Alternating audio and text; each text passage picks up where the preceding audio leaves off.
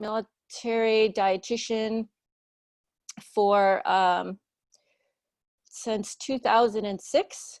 Prior to that, I was a reservist for nearly 20 years in the medical service corps, so more of a hospital administrator. I've been deployed for a year to Afghanistan as a dietitian and a researcher. I've had a variety of experiences. I currently teach into the research components for our course, so the scientific writing and protocol development, and also have oversight for research that occurs during our phase 2. So you will also see that we have a lot of fantastic research projects that our students get involved in, potentially greater exposure than most of the master's internships that you would see in the civilian sector. So again, welcome aboard, and please don't hesitate to ask questions, whether it's today or in the future. And thank you. Okay, thank you, ma'am.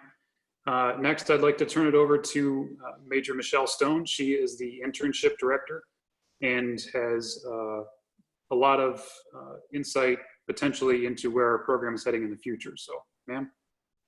Good afternoon, good morning. Just a quick introduction. My name is Major Michelle Stone, and like Captain Rosberg said, I am the internship director, but I also am an instructor for the graduate program portion. Without further ado, I would like to open it up to the other cadre on the line.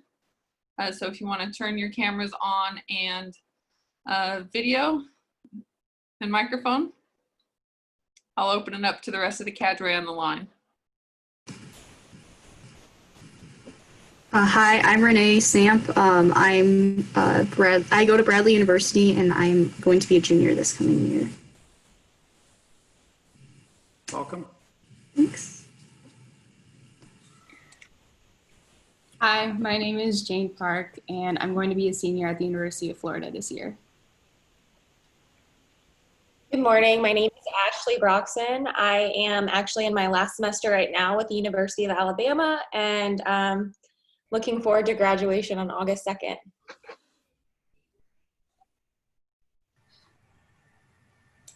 Hi, I'm Dana Robertson. I'm going into my senior year at Oregon State University. Hi, my name is Connor Hall, and I am finishing my second degree at Tennessee Tech University. Hi, my name is Brooke Porter. I'm going to be in my last semester at Cal Poly, and I'm excited to learn more about the internship.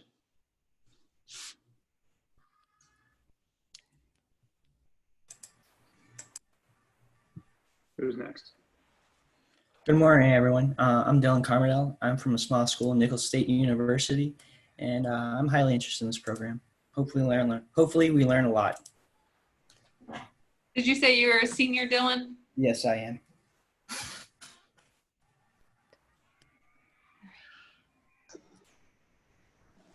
Is that everyone? Good morning, everyone. My name is Danae Simmons, and I am a student at Kansas State University. My name is Shine Kramer, and I am also a student at K-State University, and I'll be a senior this next year. Lots of Wildcats. My name is Chelsea Jackson. I'm going into my senior year at Kansas State University. My name is Martina Butler. I'm also at Kansas State through their Global Campus program. And I am in my 4th year, but I'm a junior because I transferred after a 10-year break in college. So very excited to hear about this program. And I echo Dylan in just saying I hope that we learn a lot. Good morning, my name is Sarah, and I'm from San Diego, and I just graduated San Diego State University. All right, SDSU. Is that all the prospective students? Did we miss anybody? Okay. Senate Powers, you're online. You just want to introduce yourself. So we have one student from the current class, and then we'll catch the rest of the instructors here. Hello, everybody. My name is Brittany Powers, and I'm currently a student, and I'm from Michigan. Okay. Captain George. Hi, good morning, everyone. My name is Captain George. I'm also a 2012 graduate of this program. I did my undergraduate degree at Michigan State. I've been in the Army for 10 years, and I recently completed my PhD at Michigan State, and I've come on as an instructor, primarily focusing on research methods, and it's very nice to meet you all. A lot of you guys have been in contact with Mr. Cross. Mr. Cross, do you want to say a word? Hello, everyone. Will Cross, training administrator for the program. And thanks to him for setting all of this up. It's our first time doing it, so we're going to be learning some lessons as we go along the way. And again, if you guys have questions as we go through any of these things, feel free to either type your question directly into the chat box, or just type the word question if it's going to take too long to type out, and we'll see if we can address it as we're going through. So this is recorded, just so you're aware, in case you want to refer back to it later. We'll have the recording posted online. Mr. Cross will be able to give you that information once it's ready. So I think we captured all the folks that are in the room as far as I can tell. So just mine before we get started on the phase 1 component. I am an instructor, so I teach the metabolism and exercise physiology sports nutrition courses that we have. I've also a 2014 grad of this program, so we are just Major Stone, Captain George, myself. Most of the instructors now at this point are graduates of the program from years past. So it's kind of a grassroots thing. We go out, we get some experience, we bring that experience back, and we teach you guys as best we can. So without further ado, we'll get started on some of the actual structured content. And then once we get towards the end, we'll have Lieutenant Powers share kind of her experience so far in phase 1, given her experience is going to be very different from pretty much any other year because she's been online for so long. But Mr. Cross, if you wouldn't mind getting things started with the slide 4.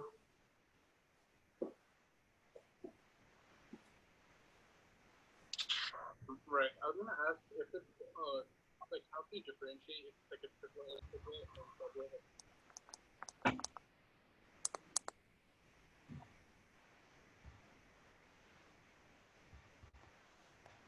Sir, we can't hear you. Over. You can't hear me? No, I mean, I can hear you now, but Mr. Cross, it's just like it cut off. Can you not see the screen? I have it on the on slide. It's not on the slide yet. Yeah. Okay.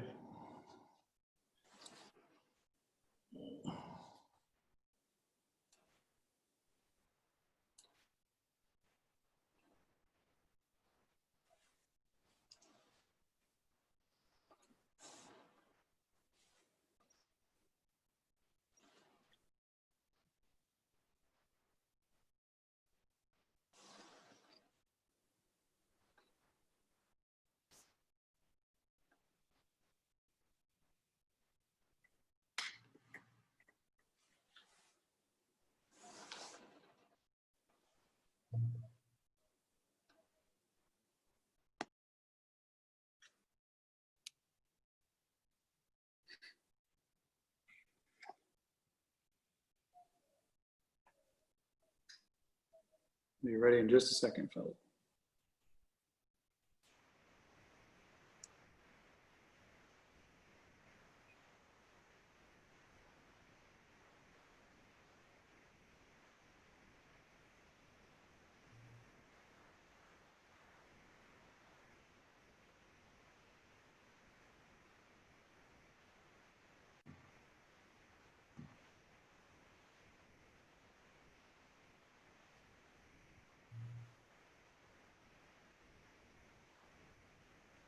So as we were going through some of those introductions, while we're still getting things figured out here, it sounds like quite a few of you guys are all in programs that were already distance learning platforms.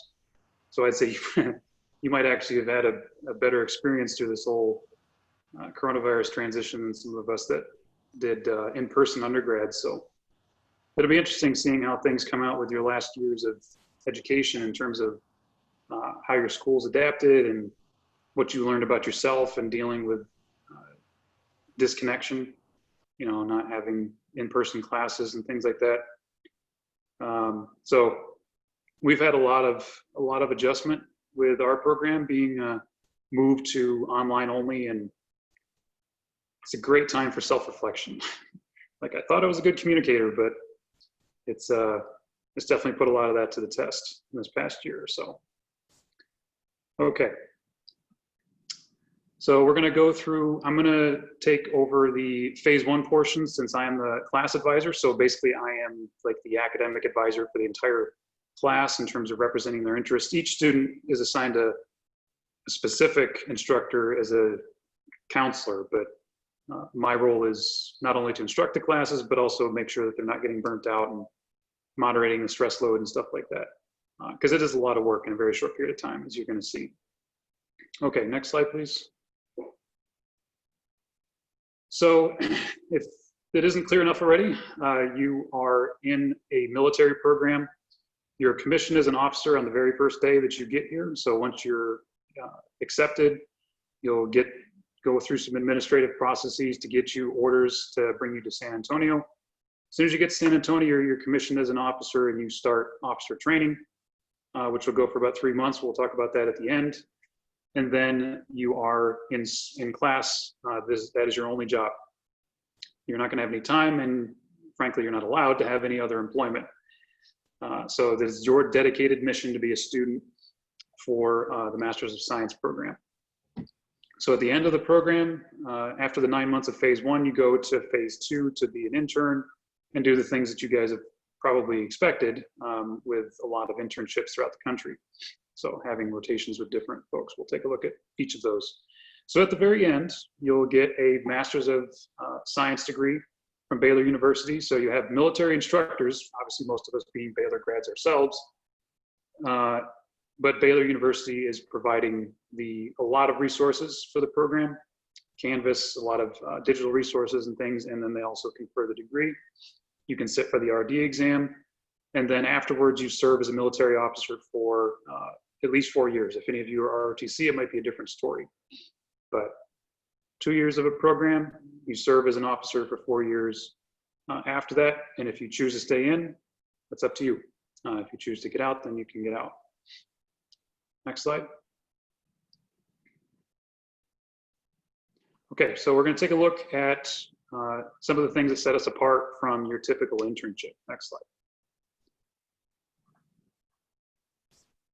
So as I mentioned, we have the 9 months of education that occurs strictly here in San Antonio. And then after that time is when you'll go to one of these 4 places that you see on the screen. Major Stone will talk about those in more detail in a second. So you have a research project, and that research project determines, where you're going to go in the second year. So you can go up to Joint Base Lewis McChord, which is around Seattle, Tacoma area, or you can stay here in San Antonio, go just down the street to Brooke Army Medical Center. You can go to Bethesda, Maryland, just outside of DC, and you can go to Fort Bragg, North Carolina, which is a few hours south of Raleigh. Next slide. Okay, so as I said, all of phase 1 occurs here. You show up on day 1, you get commissioned, you set up your apartment, you do your officer training, and you'll do 4 weeks of officer training in Oklahoma. Again, we'll go over that later. And then once you get back from Oklahoma in roughly October, you stay in San Antonio for roughly 12 months until you move on to your internship. Next slide. You can advance this one just to capture everything on the screen.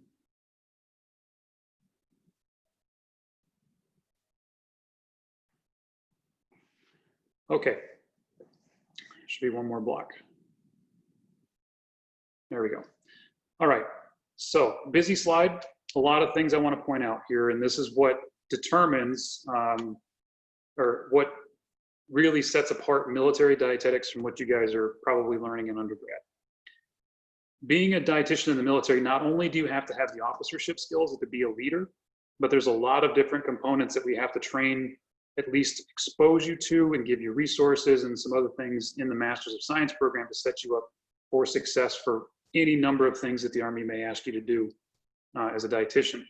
So having that basic dietitian competency, being able to do medical nutrition therapy, community health promotion activities, that stuff is foundational. That's what you would expect from pretty much any program. But then we stacked 4 different layers on top of that. So getting into the military basics, so connecting your nutrition mission to the military mission. You have to understand the military mission in order to do that. So what are the different missions of different types of units? Because some will be extremely physically active, others will not be. So getting that foundation set, understanding exercise physiology. So different soldiers have different rate limiters, right? So if you're going to feed a pilot very differently than you're going to feed someone that does mountaineering and scouting, for example, because one burns 5,000 calories a day, one burns 2,200. So a lot of that component comes in.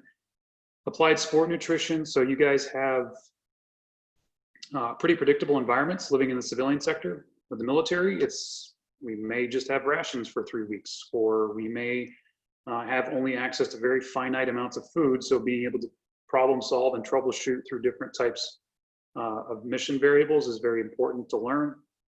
And then once you've got all of those things, then you have to be able to integrate yourself into either a healthcare team or a human performance team that would be integrated at the unit level. And we'll talk about that in a few slides. Next slide. So phase 1, these are the courses that we currently teach. I've highlighted a couple of them, but I'll just give you a quick rundown of what they are. So advanced anatomy and physiology, that's pretty self-explanatory, just building on some of your competencies from undergrad, just setting the foundation. Research methods 1, that's where you'll learn basics of research design. Some of you may have had some of this information in undergrad, but it's not required in any real major fashion from Ascend. So how you build a study, how do you define your variables, how do you set up data collection, stuff like that. Medical nutrition therapy, okay, so just like you've had in undergrad, but building upon it, refining your ADIME process, refining your motivational interviewing, going through some more advanced concepts of new diseases or cardiovascular disease, diabetes, things like that. Scientific writing, again, that's with Colonel Cole, so that's where you really start to refine your writing style to be applicable for journals and things. Advanced energy metabolism, that's with me. That is building on your biochemistry. So we talk protein, fat, carbohydrate, ketone, alcohol metabolism, nutrigenetics, microbiome, really starting to get into some advanced topics that are emerging science. Nutrition and stability operations, okay, so that's, you think stability operations, you think humanitarian. So working with non-governmental organizations, the United Nations, Oxfam, Red Cross, Red Crescent, right? So dealing with humanitarian emergencies and nutrition's component of that. Then in the summer semester, we start to get a lot more application. So advanced nutrition and critical care, taking that medical nutrition therapy skill set into advanced conditions, trauma, enteral, parenteral nutrition. Protocol development, so in scientific writing, you develop your literature review of your research topic that you're assigned. And then in protocol development, you actually write how you would conduct the research, the data you would collect, when you would recruit people, the statistical analysis you would put together. Nutrition and performance. So we do exercise physiology, adaptations at the muscle level, adaptations at the cardiovascular, blood vessels, heart. Look at the effects of cold, high altitude, heat, hydration strategies, performance nutrition. It's pretty comprehensive, lots of labs.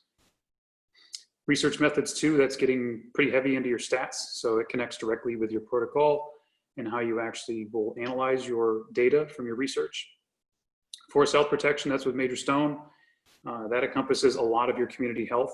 And if you like a lot of public health interventions and stuff like that, it's a really good course for understanding all of the big picture that goes into the food environment and food availability and stuff in the military, and interdisciplinary teamwork. And then lastly, leadership and management, because we are dietitians second, we're military officers first. We're still going to be leaders. We're still going to be asked to look out for many, many people. My first job out of the internship, I had 70 employees. So it comes quick. You know, you got to define, refine, do real good self-reflection on how you as an officer are developing, and you know, carry some of those skill sets forward. Next slide.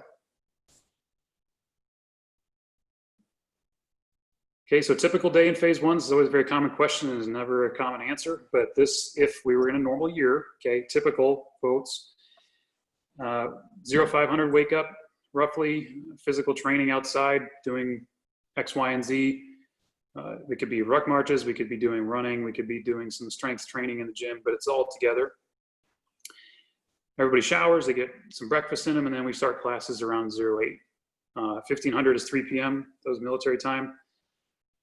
And then many hours of self-study and preparation. Depending on how well you manage your time and depending on what's going on, you'll have more or less time in the evening for other stuff.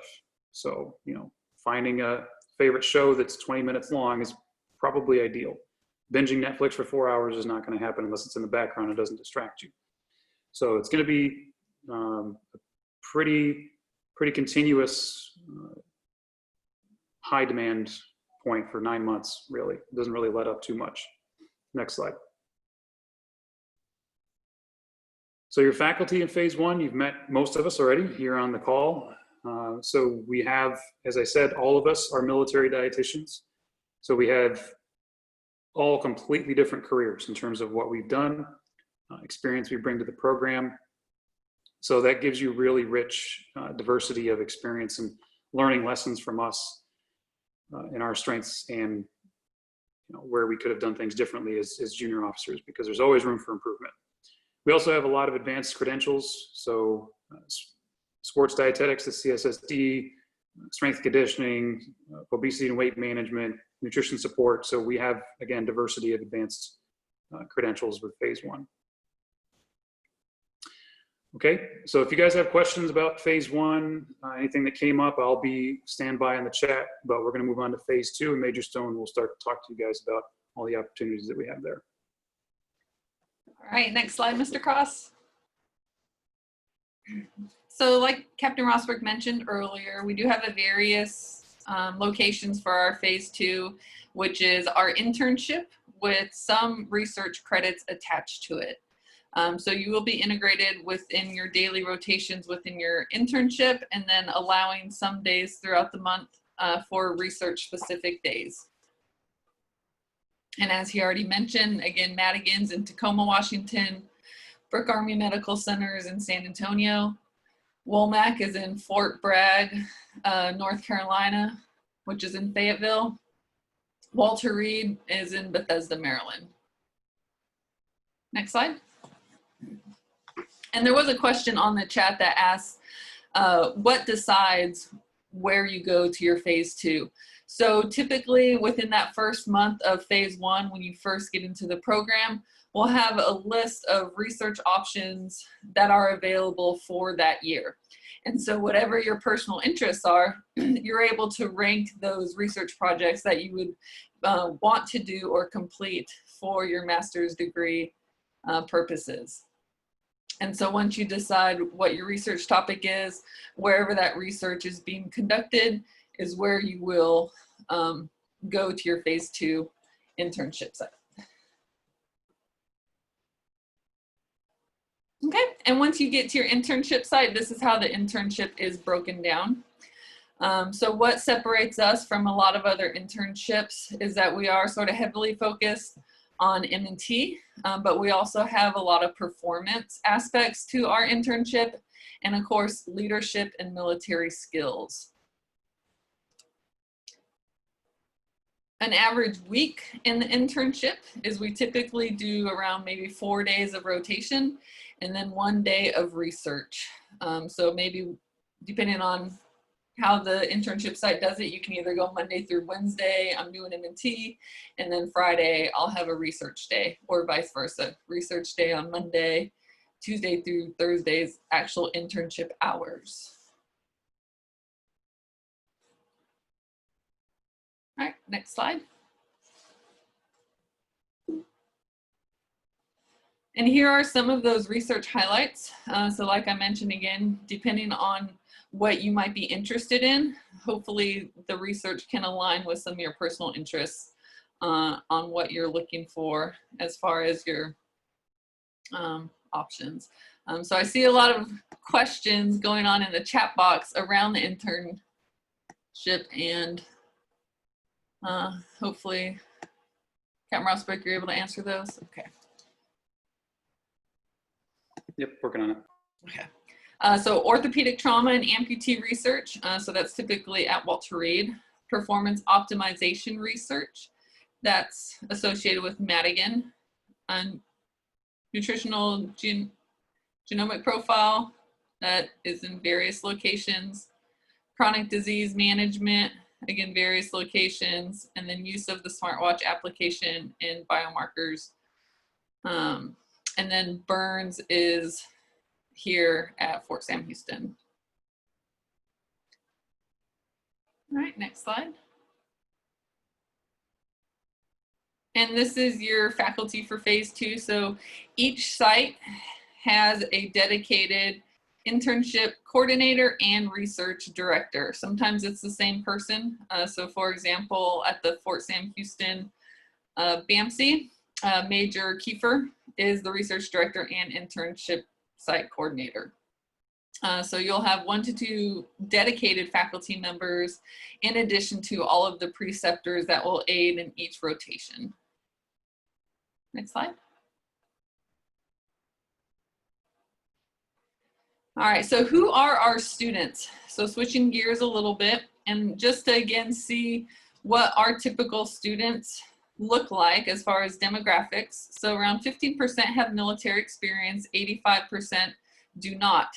So don't hesitate to apply if you have never had any military experience or have never been to a post or any of those types of things. That's totally fine and appropriate. As you can see, 85% of our students come directly from a civilian life. The average age is 23 to 29. And depending on experience, you can enter as a second lieutenant, which is if you have 0 experience, maybe coming potentially right out of undergrad and no military background. First lieutenant is 1 level up. So again, if you have any prior experience, then we again accommodate with that with rank. Class of 2020, just looking at their academics, on average, the GPA of their undergrad or DPT program was 3.72. Their GRE total score was 306. And then the breakdown of quantitative 152, verbal 154, and then the overall writing score of a 4.0. Within their physical fitness tests, the average for females is around 47 push-ups, 71 sit-ups, and a 16-mile, 46-second 2-mile run. For males, the average is around 72 push-ups, 76 sit-ups, and a 13-minute, 44-second 2-mile run. Next slide. Captain Rosberg, do you want to talk a little bit about the ACFT? Sure. So the Army Combat Fitness Test, if you're familiar with the Army in the past, the PT test had always been push-ups, sit-ups, and a 2-mile run. You can Google and do a YouTube search on what the Army Combat Fitness Test looks like, but it's going into effect in October of this year, and we will all be taking it. There will no longer be the push-ups and sit-ups and 2-mile run. You still have a 2-mile run in this particular test, but you also have maximal effort deadlift, 3 repetitions, leg tuck that you see up there, planking, if you can't do the leg tuck, overhead ball throw. So this is getting after more than just endurance. It's getting after the power, strength, anaerobic conditioning, aerobic conditioning, So it's going to take some more time to get ready for it. So if you don't do any like lower body lifting, any type of power work, any type of maximal speed effort, I'd really encourage you to think about that. Give yourself a good 6 months to prepare to at least pass it. The standards are pretty low, so it's designed to be gender neutral. So the current test that we have now, the old one, is separated by biological sex, but the Army Combat Fitness Test is the same standards for everybody. So just something to keep in mind. Mr. Cross had to switch over 1 second. He'll be back up with the slides in just a second. Any questions to this point we can answer. It's not in the chat while he comes back online with the slides.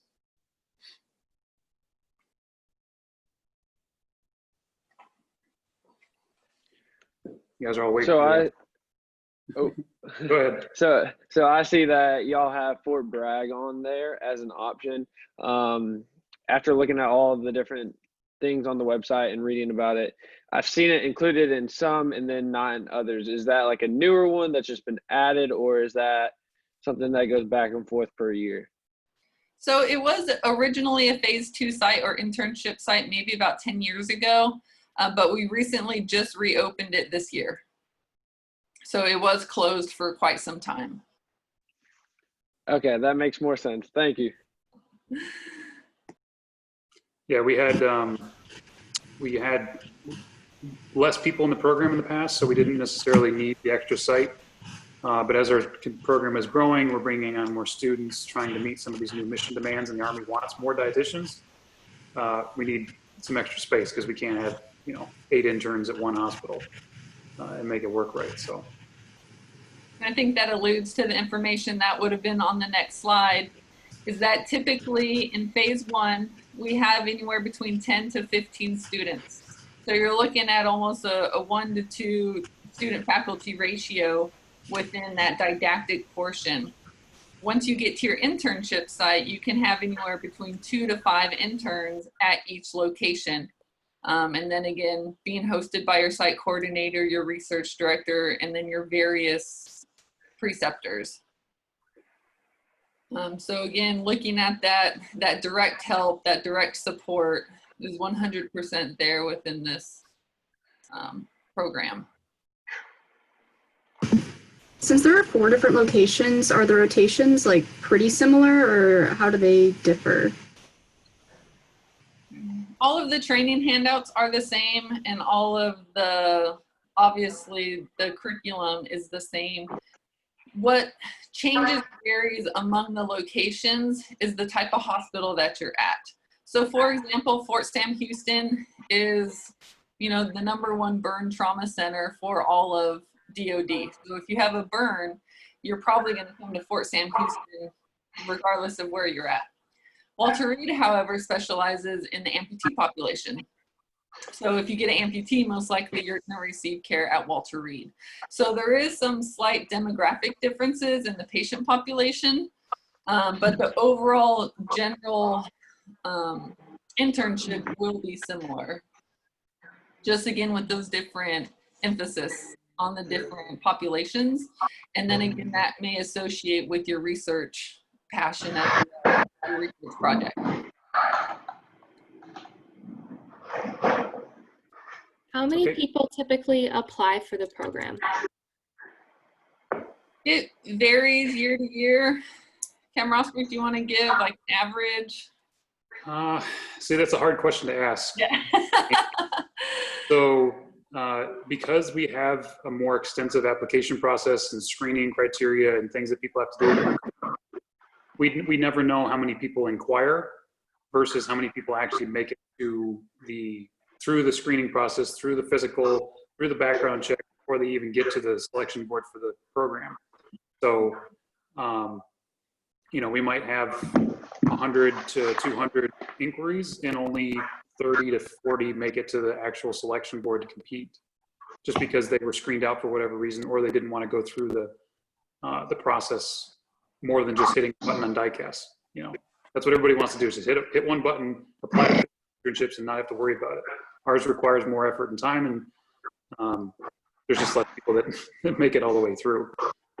Yeah, and then again, you are commissioning into the U.S. Army, so we do have to do all of those additional processes as well to commission you, and then also the student aspects of applying to the program.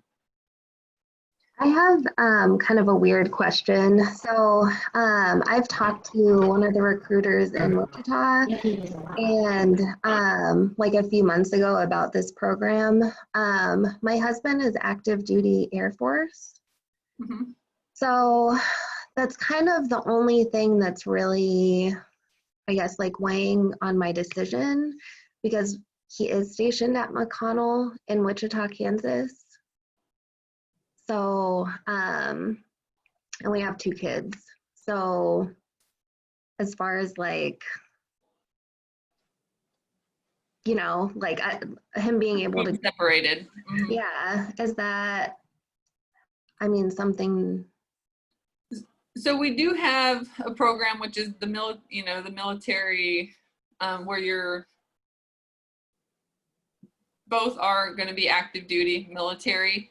Right. And they try to do their best to match up, but unfortunately, because you're only here possibly for a year, that might be a conversation to have with both of those branch managers and human resources to see what accommodations his branch is able to provide you all in staying together. Sure. And then is that something that would potentially be able to get sorted out before making like a final decision? Or is that something that I wouldn't have the answer to until later on? So we have a few, I can think of 2 dietitians or someone currently in the program is married to an Air Force active reservist. Okay. And they were unable to join them during the didactic and internship phase. Okay, so they were separated for the whole 2 years. Okay. And then depending on branch and the needs of the Army and the needs of the Air Force, being able to combine them at your first assignment would be, again, a conversation that you'd have to have down the road. If I can weigh in here, I'm in the same situation. My husband's active duty Air Force. From the research I've done, it's unlikely that they would be able to join you during any of the schooling.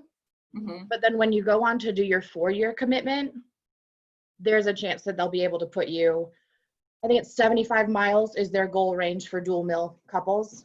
Mm-hmm. So they're going to try and get you within that. And it's a lot more likely depending also on what his job is. So like my husband's security forces, he can go anywhere. Okay. So my it would be husband like is- at least a year of separation that you would have to plan on, really. Yeah, so the schooling is 2 years, right? So you have your phase 1 in San Antonio and then your internship site, which is the 2nd year. Okay, so it would mostly depend on, I know he's EOD and I know they have an EOD shop in San Antonio. So it would just mostly depend on his stuff basically, right? Mm-hmm. Okay. And the accommodations that they're able or willing to do for him.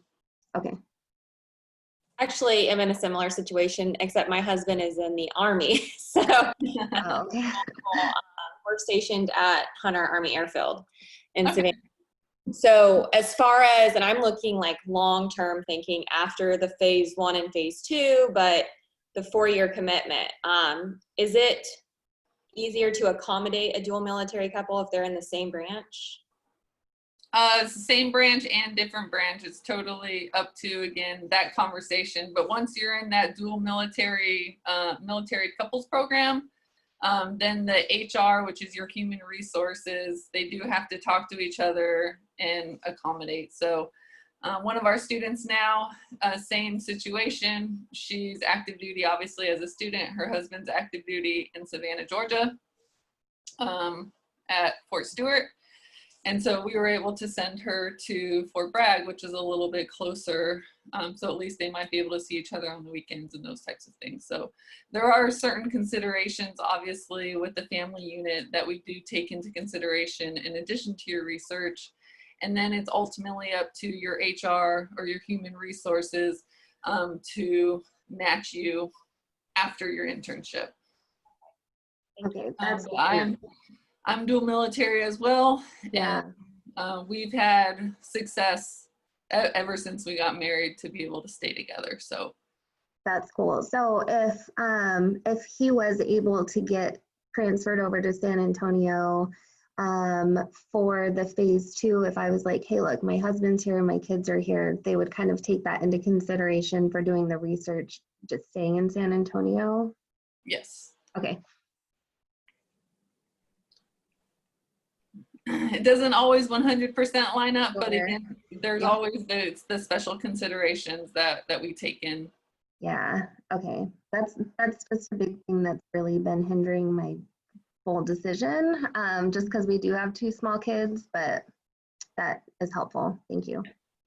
And then again, just reaching out to his branch to seeing what their capabilities are as well is always, again, another step to take prior to making your decision. Okay. All right. Mr. Cross, are we back with the PowerPoints?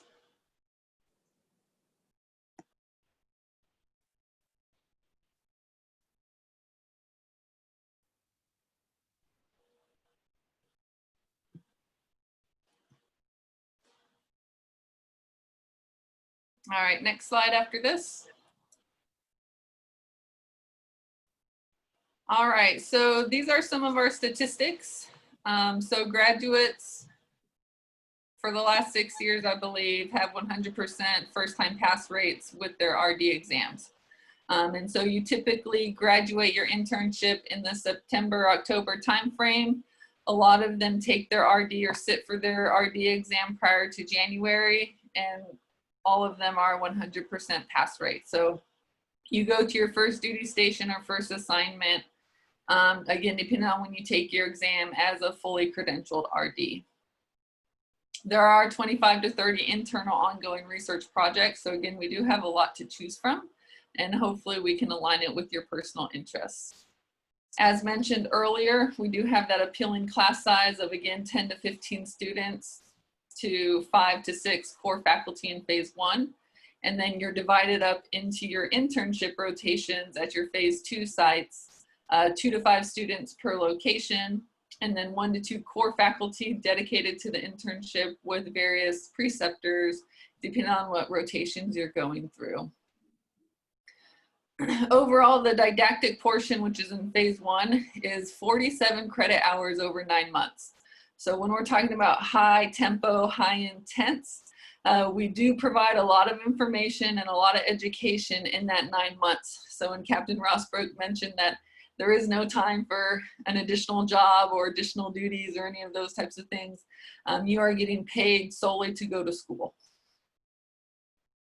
And then once you get to your internship, we provide around 1,300 clinical hours over the 43 weeks in that phase 2 internship site.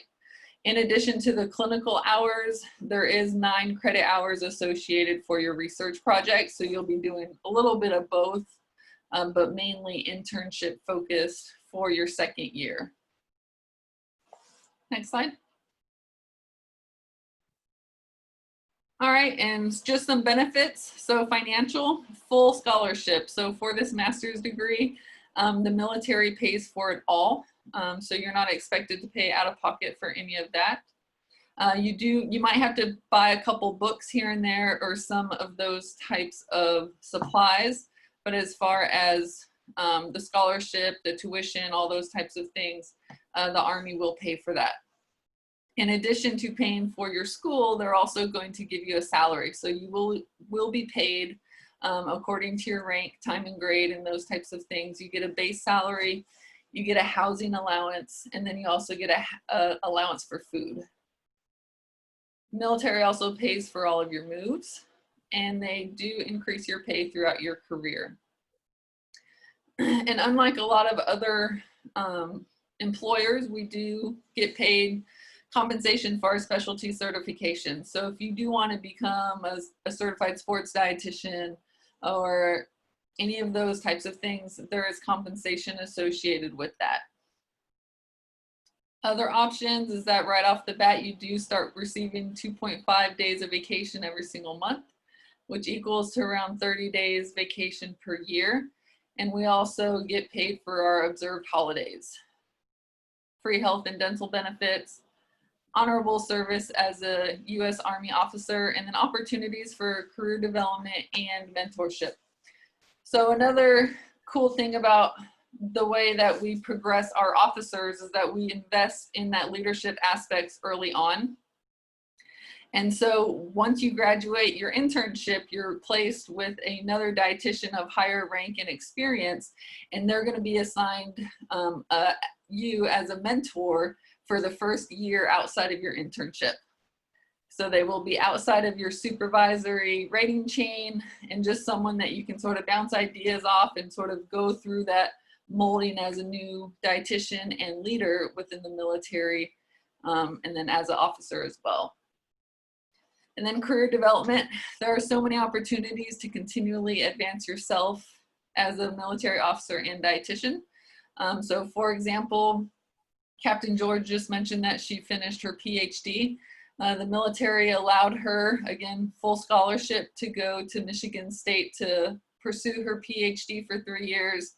And now she's back in uniform in this program, giving back to the program that allowed her to do that. So we do truly invest in our people because we know that, again, you are the faces of the future.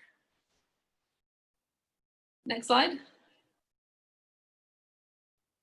Okay, so this is just some pictures of what our students are currently doing. Obviously, serve as a professional military officer. You are enrolled as a Baylor University graduate student. Participate in a rigorous academic and research environment. Perform supervised clinical practice in your phase 2. And then, of course, prepare for your registration exam to become a registered dietitian. Next slide. And so these are just some pictures.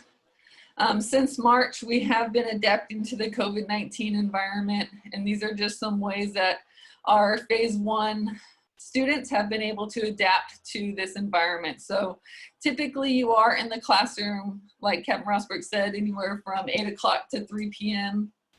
But because of this environment, we have transitioned to a fully distance learning online platform. And so you can see in that bottom left, we are doing Zoom sessions, we're doing Canvas sessions, various different things to keep our students engaged in that learning environment while going out into the community and in our lab. So the bottom right is our performance lab, still being able to execute a lot of these things while socially distancing and wearing masks. Bottom center, we were able to still conduct our CPR certifications. And then up top is just some of the community type things that we do during the phase 1 didactic portion at Fort Sam Houston. Okay, next slide.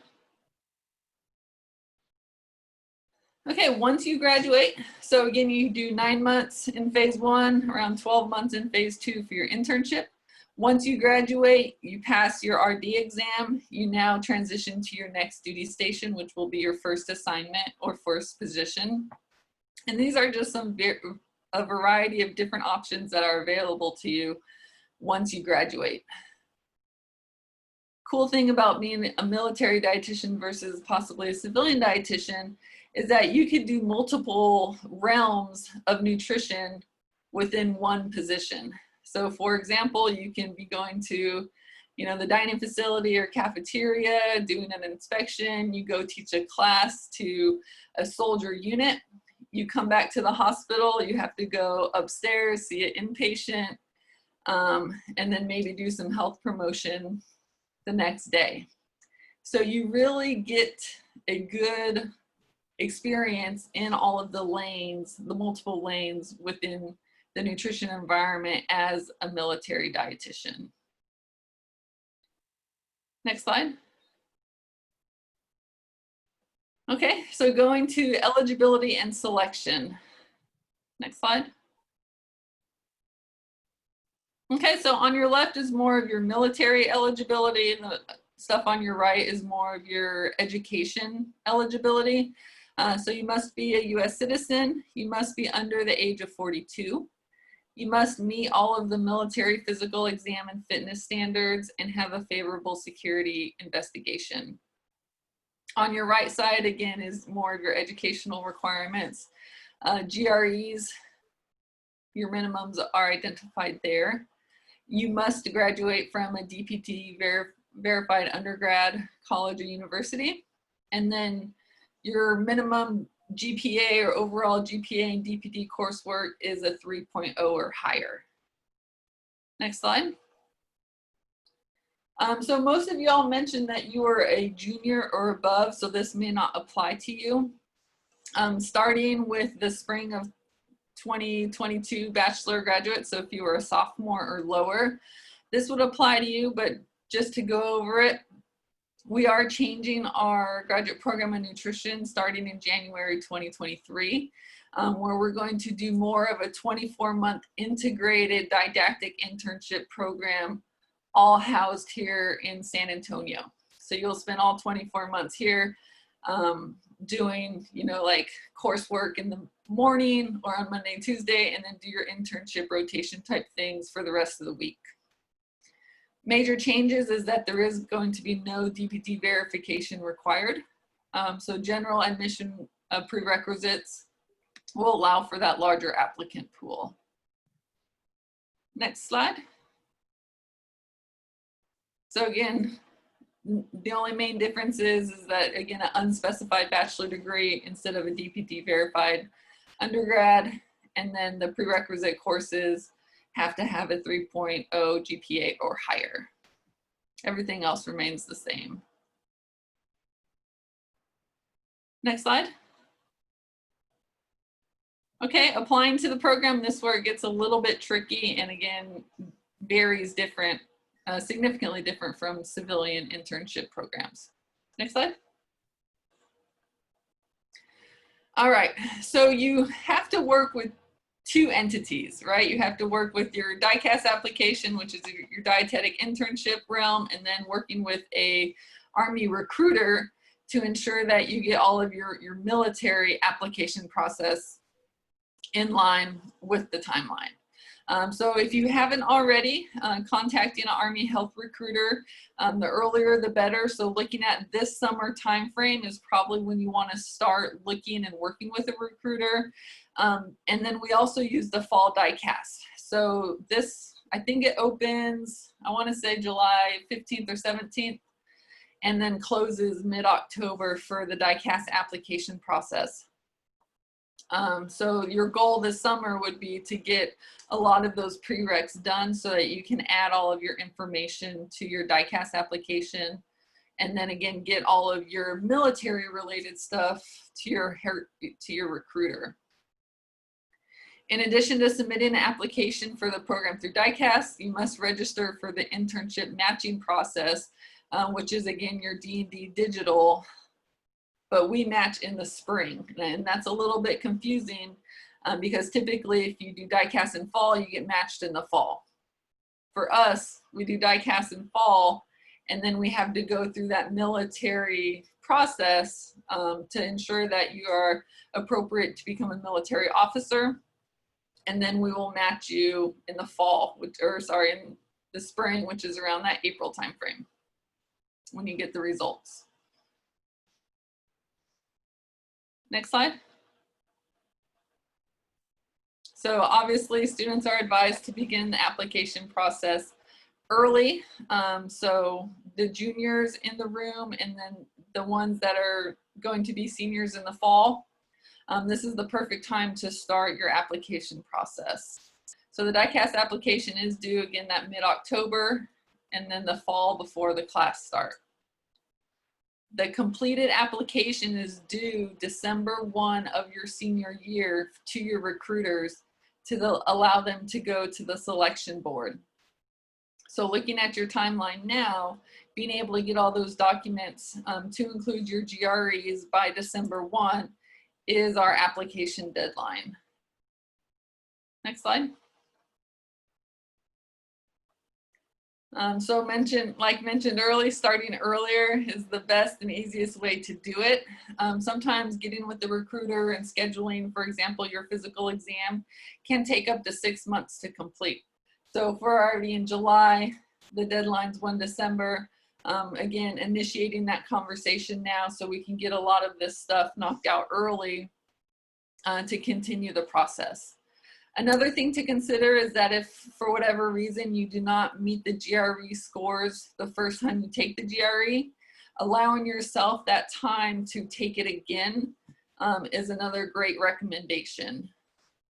While doing all that, if you can seek out any volunteer, leadership, or job opportunities during that time to again increase your eligibility or competitiveness within your packet, all of those are great tips while trying to go through the application process.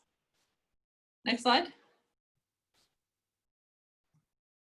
Okay, and just going down the selection criteria. Leadership experience, potential experience in dietetics and or food service, interest in military service, your GPA and GRE scores, your letters of recommendation, and then we also conduct a telephone interview after all of this stuff. That's sort of towards the end of the selection process. Next slide.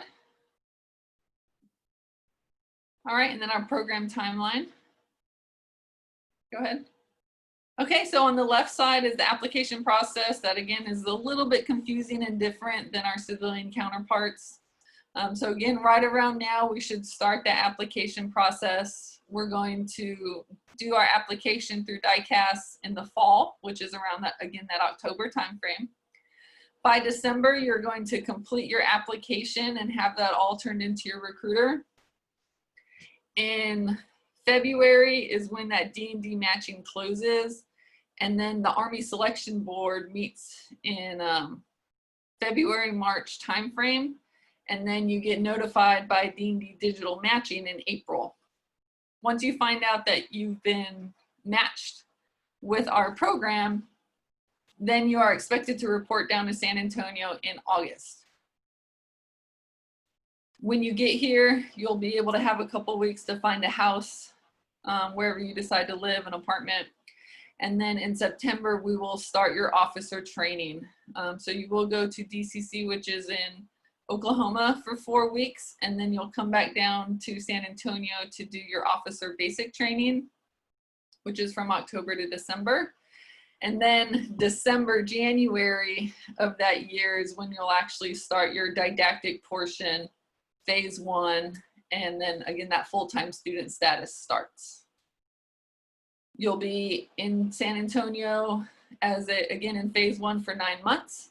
And so October of that following year is when you'll go to your internship site.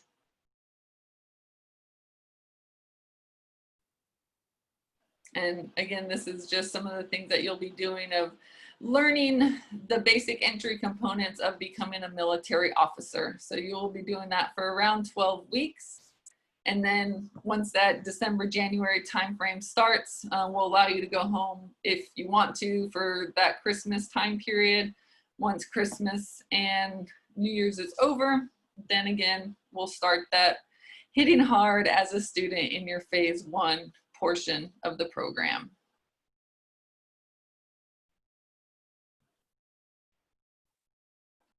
And those are all of our contact information available to you all.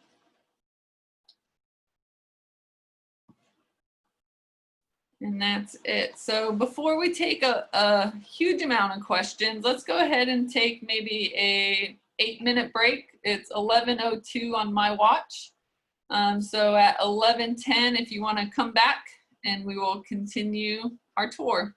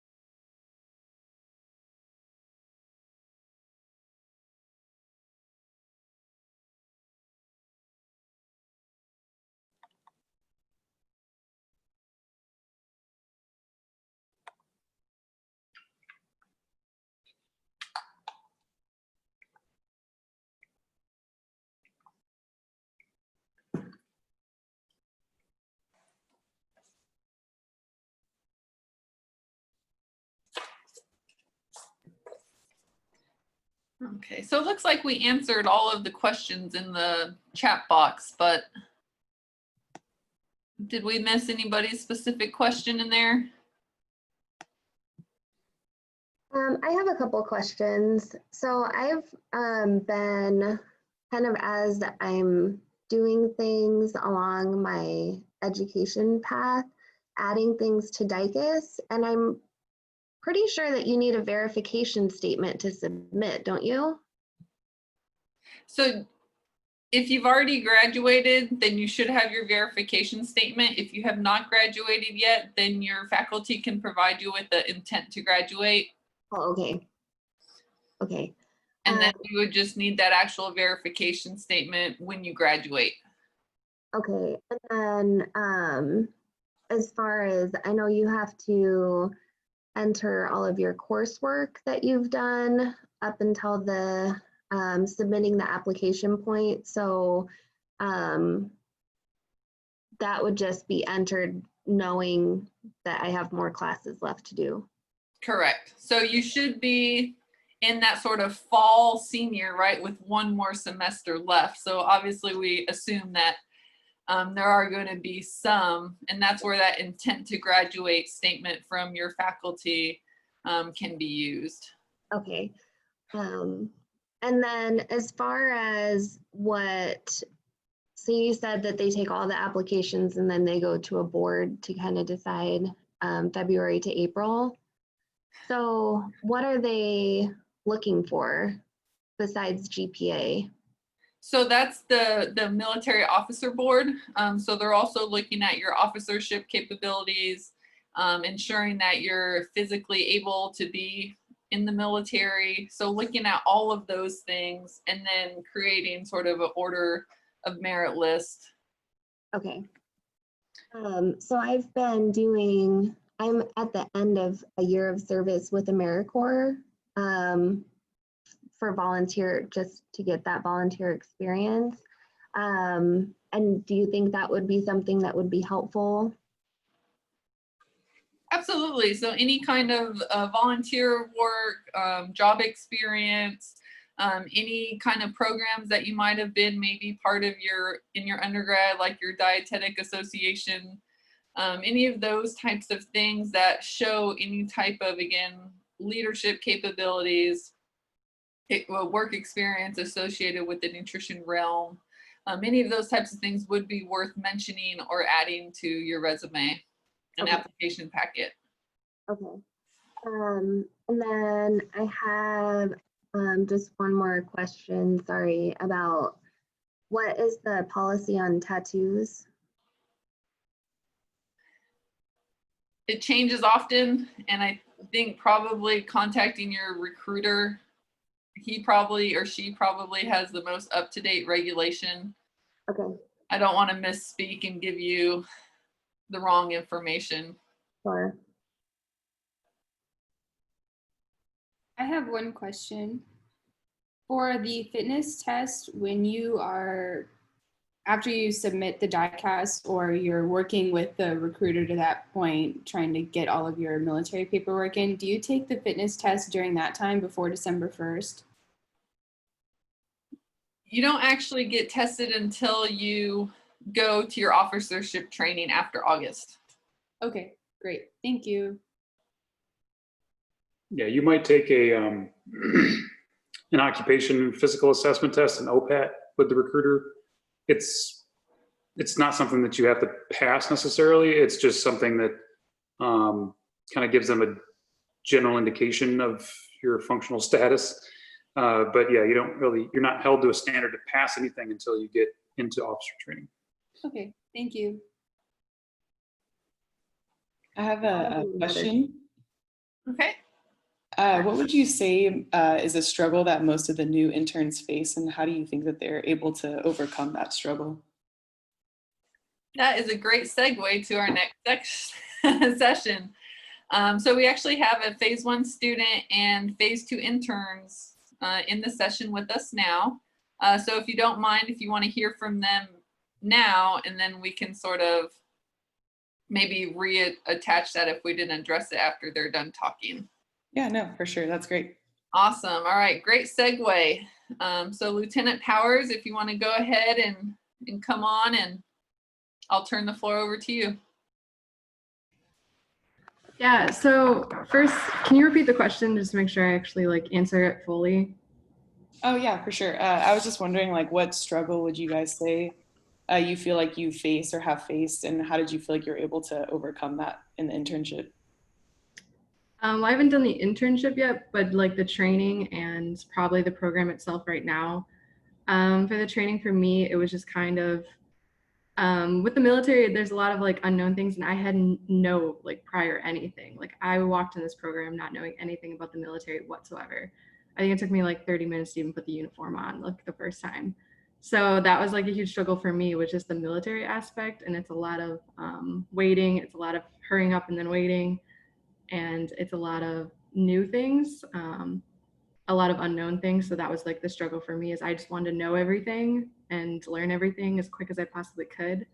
But with training, it's like it takes time, and that was kind of like the biggest thing for me. And then a lot of the fitness stuff was definitely a very much a struggle for me, because I had never really worked out ever really before this, besides to actually get in the program, to lose weight to get into the program. But besides that, was never really good at that.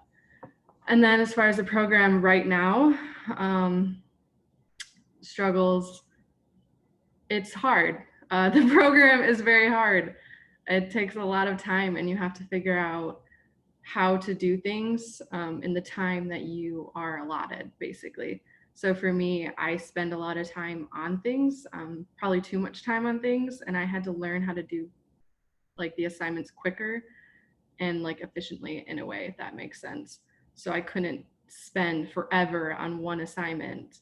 I had to basically look at all my assignments and then prioritize and that kind of thing, if that makes sense. So that's like the biggest problem, I think, for me that I had to learn, if that answers it. Yeah, no, that helps. Thank you. Phase 2, the interns, do you want to chime in a little bit and answer the same question? Hi, yes, so I'm Lieutenant Juan. Lieutenant Griffin. We're phase 2 interns. At I Walter think Reed. yes, at Walter Reed. So we're in Washington, D.C., outside Washington, D.C. But I think my biggest struggle was probably just avoiding burnout, because it is such a fast-paced environment, and we learn a lot of things in 9 months, and continuing on to the internship with really a short break in between, a nice break, but a short break. And I think to help me get through that, I just kept reminding myself of the end game and the end goal of graduating and being an RD to help soldiers. And I feel like that definitely helped me get through the program. Lieutenant Griffin, did you? No, for sure. And to go along with that, just for me, for instance, I'm not very good at organizing and planning out my schedule, but the program will make you get good at organizing and planning out your schedule, because it can get very cumbersome with the assignments and whatnot that's going on. But as long as you rely on your other interns and your other phase 1 students, you know, they're all there to support you, and you got to make sure to have that camaraderie amongst the group.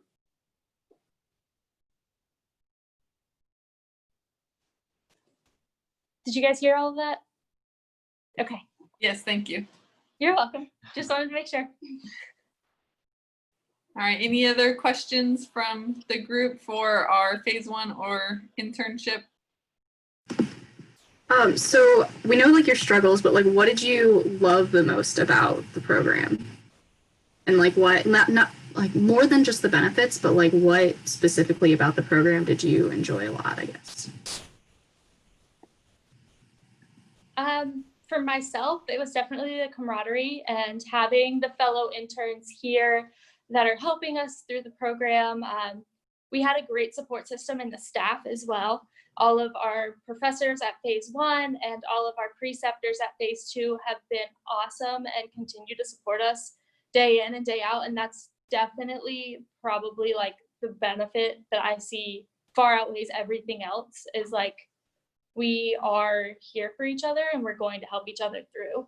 I think that was probably my biggest like benefit from the program.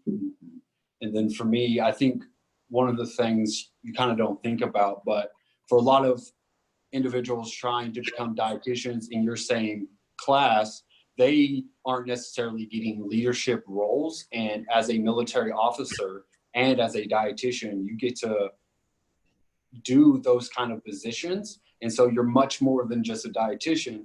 And what you'll hear in a lot of your military training is that you're a soldier first, and then you're your profession.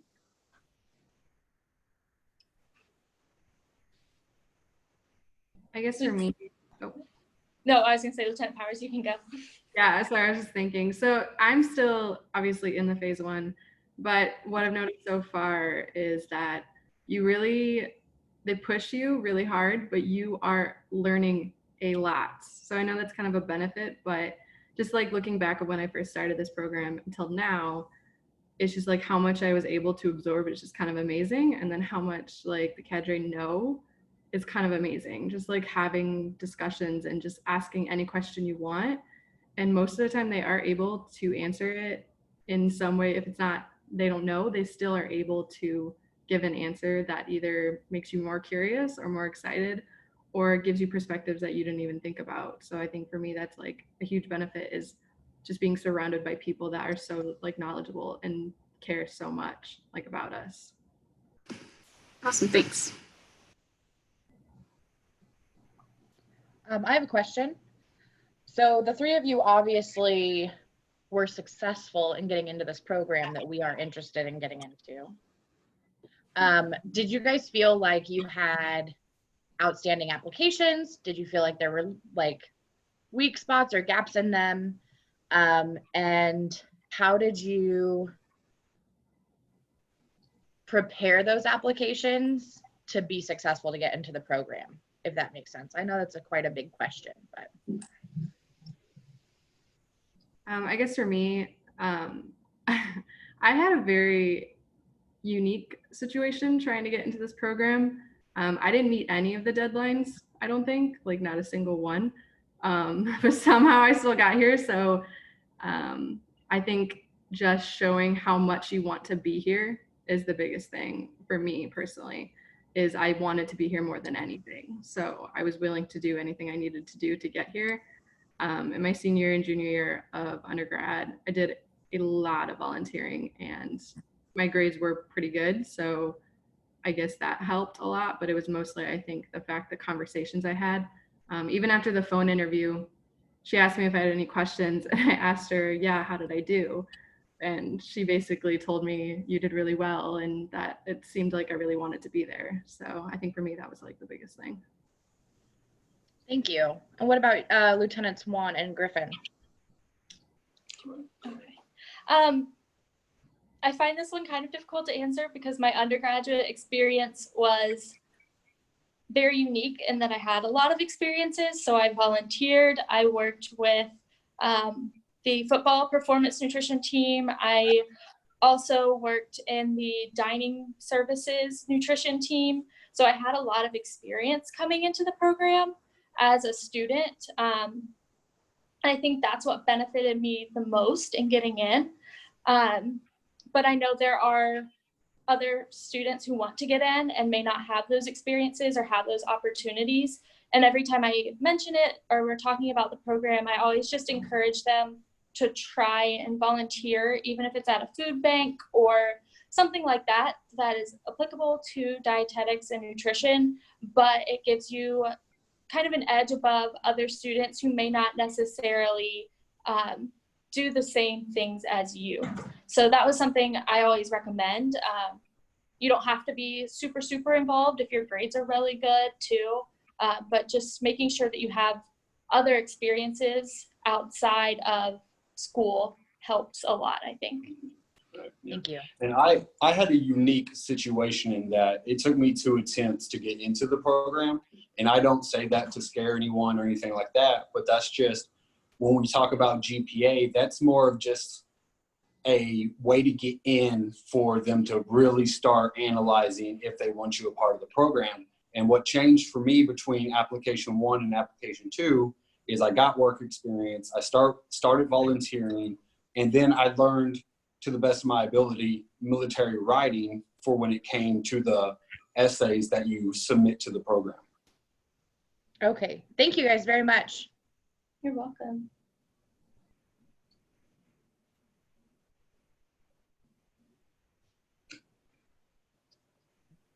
Do we have any other questions?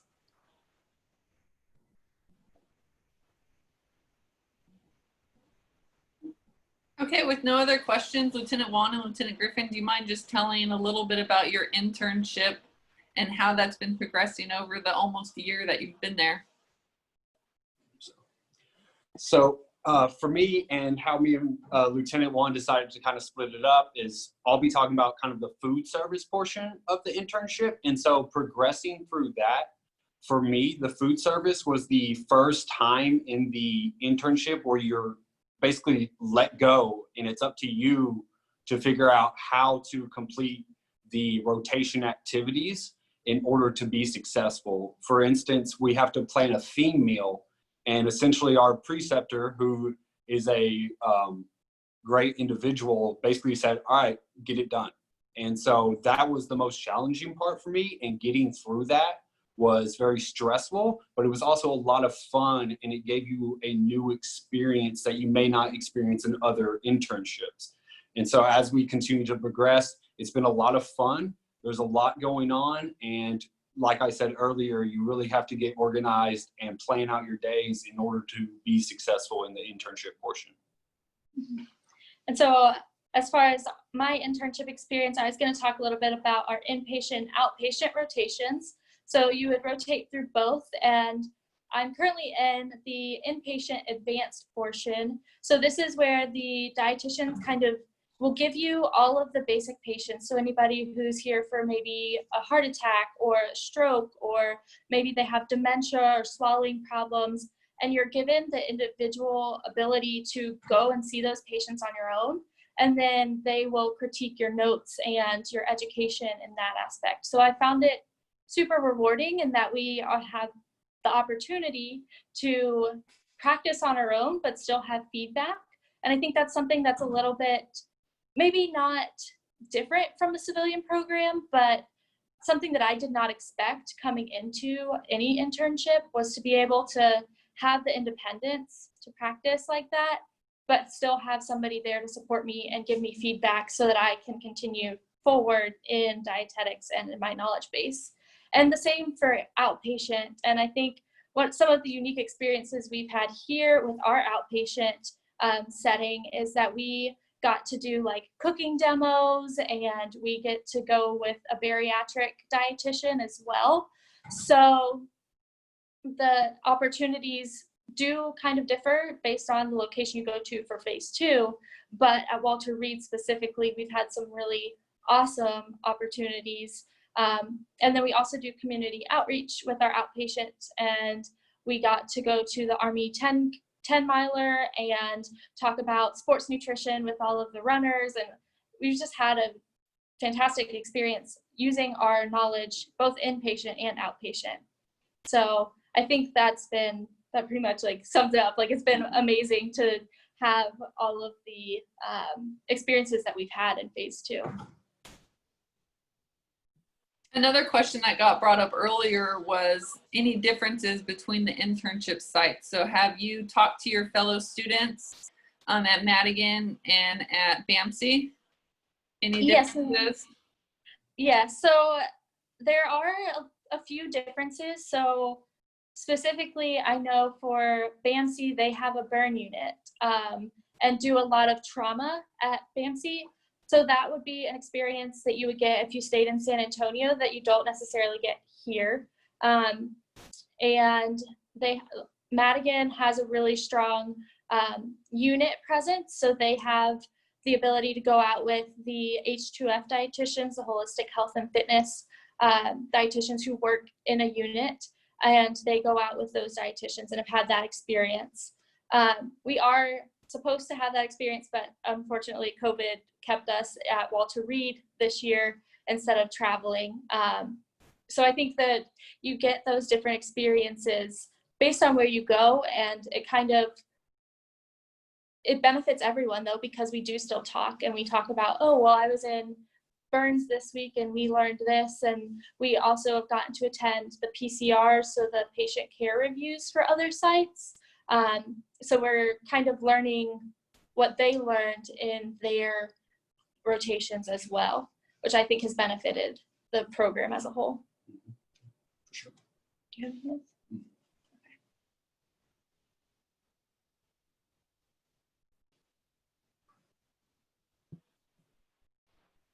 Does anyone?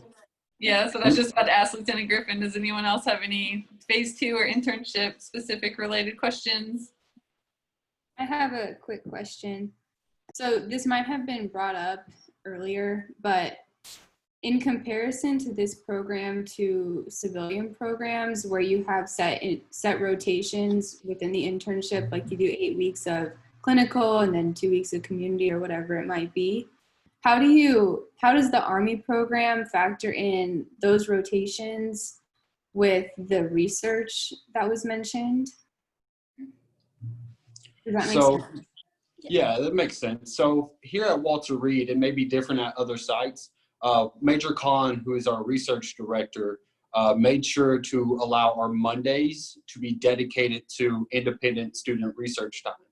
And in addition to that, we actually have week-long rotations of just research, and we have about 8 of those. 8? Yep. We have 8 weeks of just research. And so you have plenty of time to work on whatever research you decide on. And it's really great because Major Khan is a wealth of knowledge, at least here at Walter Reed. So you're in good hands wherever you go at any of the internship sites. Okay, thank you.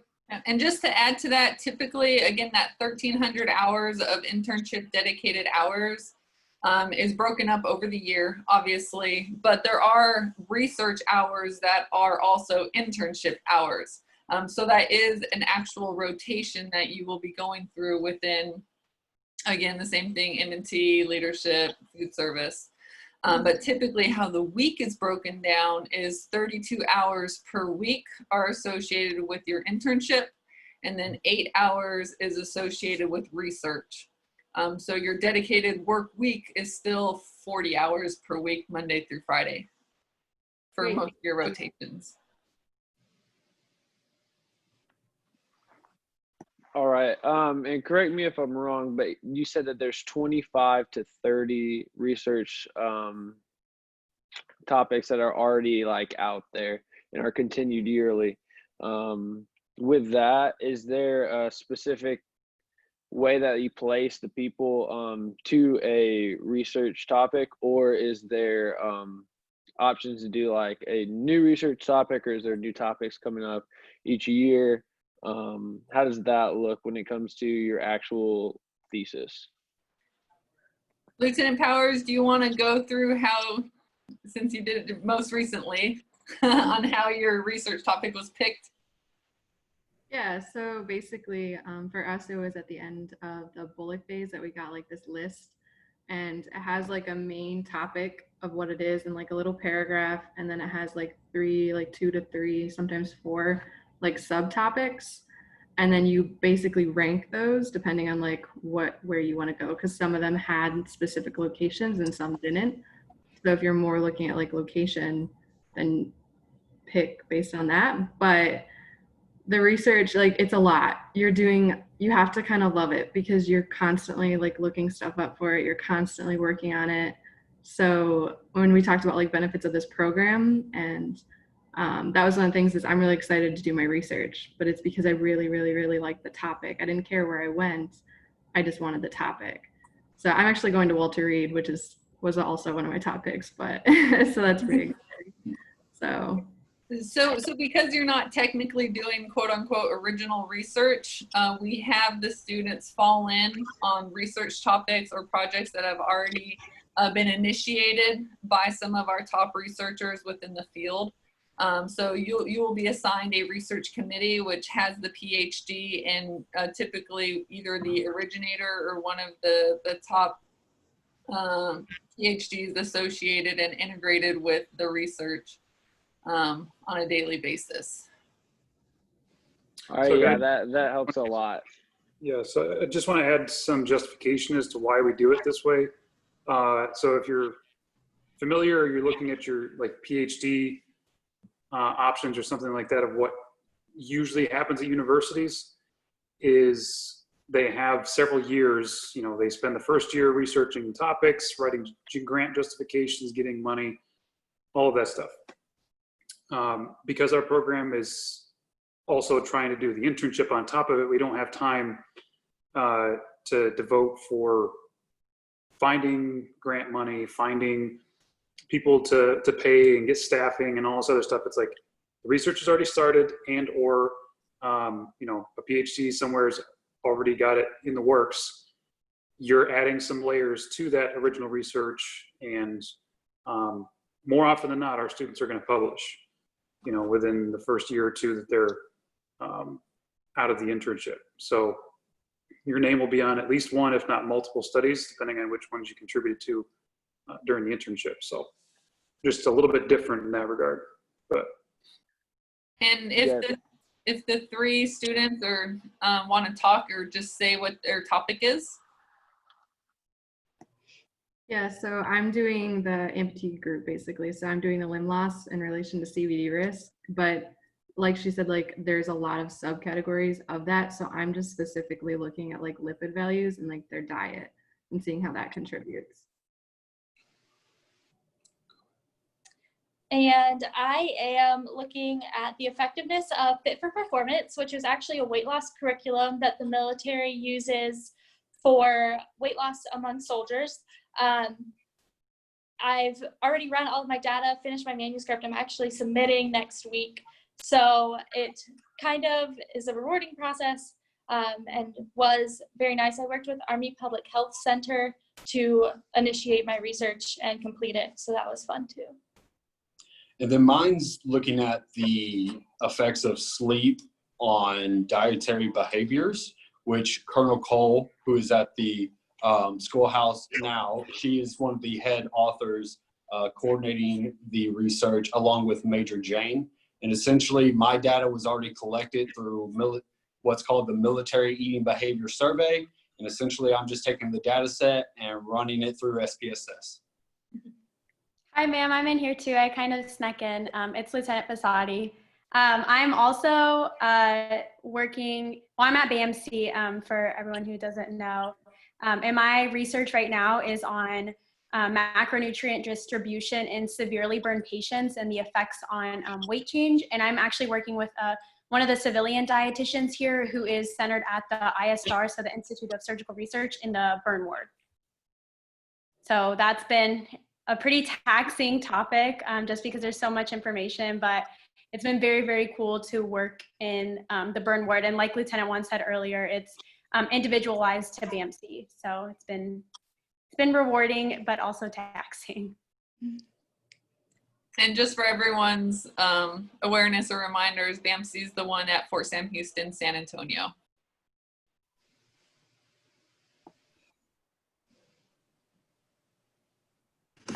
Where can we find like a full list of all of the different research topics that they're currently doing?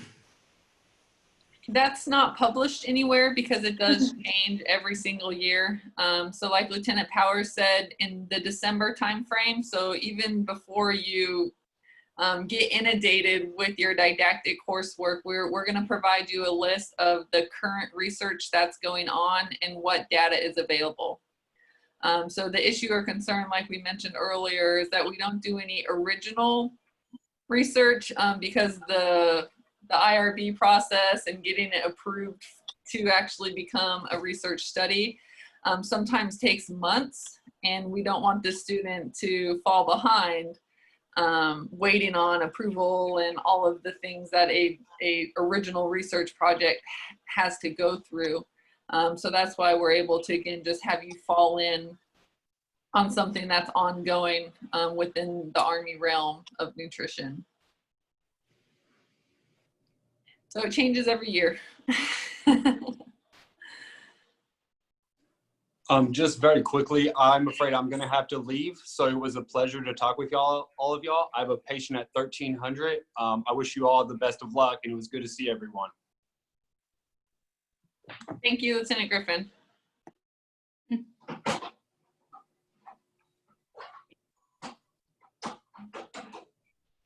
So Lieutenant Fasati, since you are on now, one of the questions earlier was, what are some benefits and maybe some struggles that you've experienced in your internship, specific to maybe the military internship opposed to a possible civilian internship? So some of the benefits I think are we have the ability to see a very different population than if you were in just civilian side. And we are given, I feel, a lot more autonomy in certain aspects as well. So being able to go up on the burn ward and in the trauma units, in the ICUs, things like that.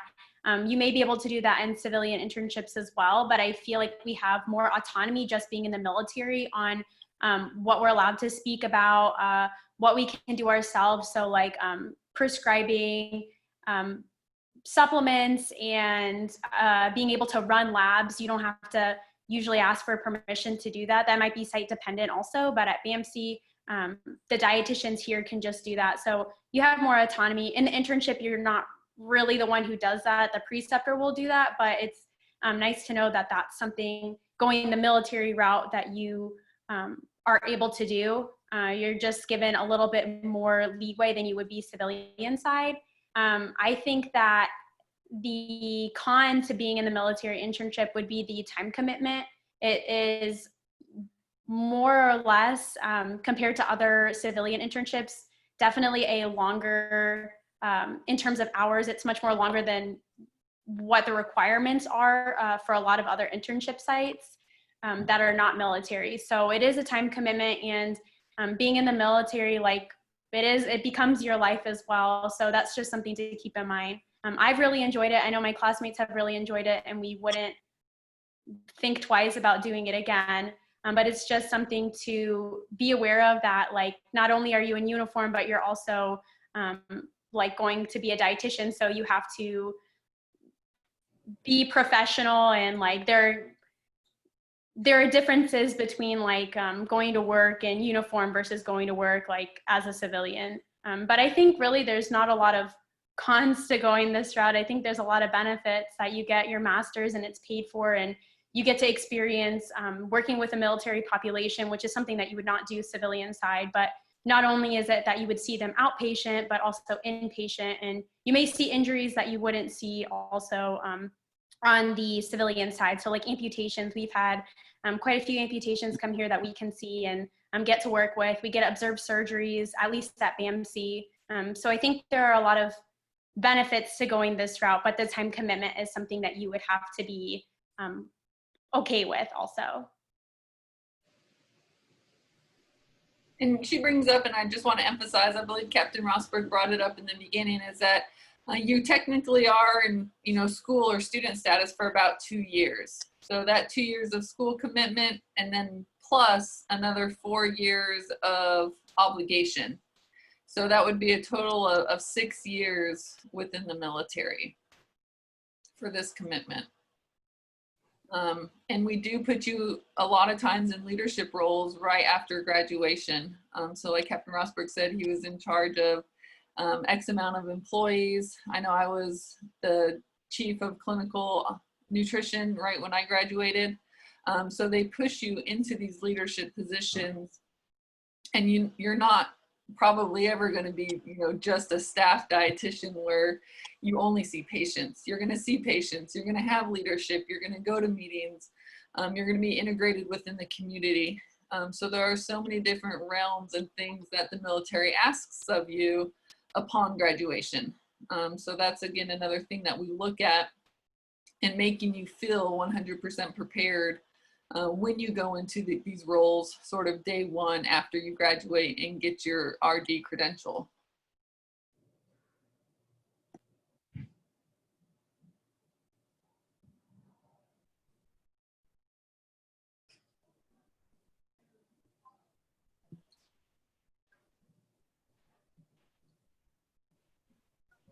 Any other experiences from the phase 1 or phase 2 students that you guys want to share? We have about 15 minutes left in this session. I have a question for Lieutenant Fasati, actually, because she arrived a little bit late. I just wanted to ask her as well about her application process. And did she feel that she had an outstanding application, or did she feel like there were some gaps? And then how, what does she feel like really helped her get into the program? When you say gaps, are you talking about like how my process went, like with the recruiter, or myself, like what I put forth for my application? Sure. So not timeline, for instance, because military is always hurry up and wait, but for your meeting the, you know, they give you this list of you have to meet these standards. Did you feel that there was anything that you were weak on? And if you didn't feel weak, what do you feel you really excelled at that really helped you get into the program? So it's been 3 years, so I don't remember exactly. It's been almost 3 years since I actually applied to the program. I think that the interview is probably a good portion because that not only assesses like your people skills, which is good to have as a dietitian, but also your critical thinking and things like that. So I think the interview weighs pretty heavily along with your academics. I think that that also is a big factor that helps kind of push you ahead of others. I know when I was going through, my recruiter said that there were a lot of people that she vetted and she told them not even to waste their time to apply because their GPAs weren't high enough. So really taking the time to make sure your grades are good. If you need to retake a class to get your GPA up, then do it, because it's a very competitive program. At least in our class, they only accept 15. And I think in the class below, I'm not sure how many they accepted, but there's a very small percentage of people that actually get into this program. So you want to be as competitive as you can be. And I think the interview and just your grades are really, those speak very highly of you alone, just that itself. Thank you very much.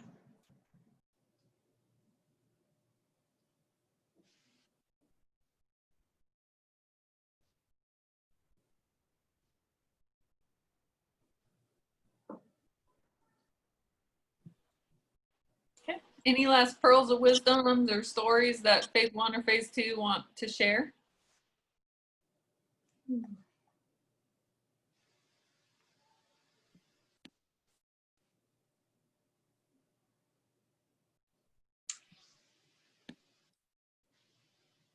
I think maybe just for pearls of wisdom, and probably like for any internship that you go to, it would be good just making sure you take charge of everything yourself. Like, don't wait for someone to tell you you have to do something, just kind of get it done yourself.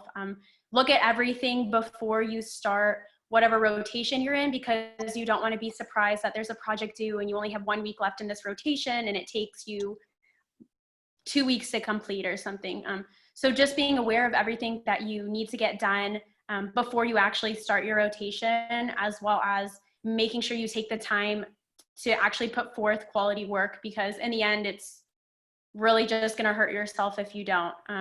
So not waiting for someone to hold your hand like maybe we're used to like in high school and college, but more so going out and like starting these things yourself. If there's an issue, going starting at the lowest point and trying to address the issue, whether it be schoolwork or internship wise. So just really being your own advocate.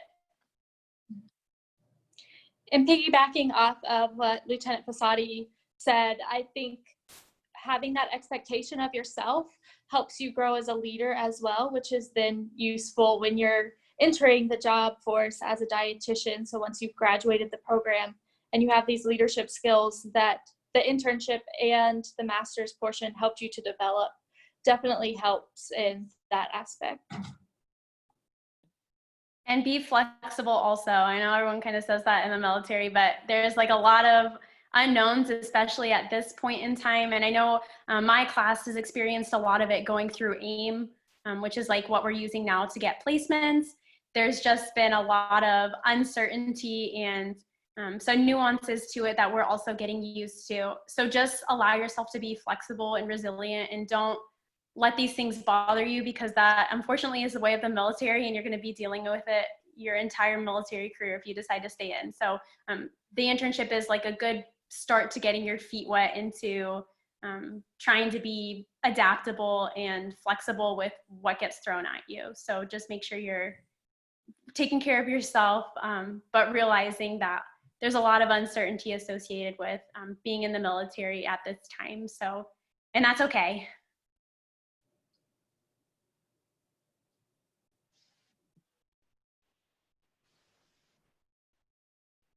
Lieutenant Powers, do you want to add anything for phase one? For phase one, just do your best, I guess it would be my best advice. Just learn how to be organized, come up with some quick coping ways, so things that help you de-stress, but quickly, would be like honestly my best advice. I'm in July, so I'm almost done. I just got to get through it. Anything you would recommend to sort of prep for phase one? For prepping, not particularly, honestly. And a lot of my classmates have said the same thing. You can't really necessarily prep knowledge-wise, because when you get here, our cadre does it. But for me, if I recommend it to like the sponsors that are coming in, so the upcoming class, if they want to read like an officer's guidebook, there's like a lot of recommendations for that. But mostly just like getting ready PT-wise for that ACFT, and then learning some of those techniques, learning how to be organized, learning how to cope, spending time with your family, things like that. To go off what Lieutenant Powers also said, that at least during phase one is kind of your entire life. It's very time consuming, but that's how it's going to be in any master's program. But making sure you have time for yourself and time for your friends and time to de-stress, like don't let it consume you entirely, because you don't want to be burnt out by the end of phase one and you still have phase two left. So make sure you take the time out for yourself and take time to relax, because that's equally as important as it is to do well. And you don't want to burn out during phase one. So just making sure that you take time for your friends, your family, yourself, but also stay focused.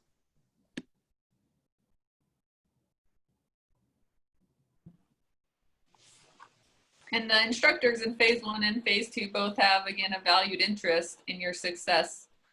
Because like you mentioned, a lot of the cadre members now were prior students.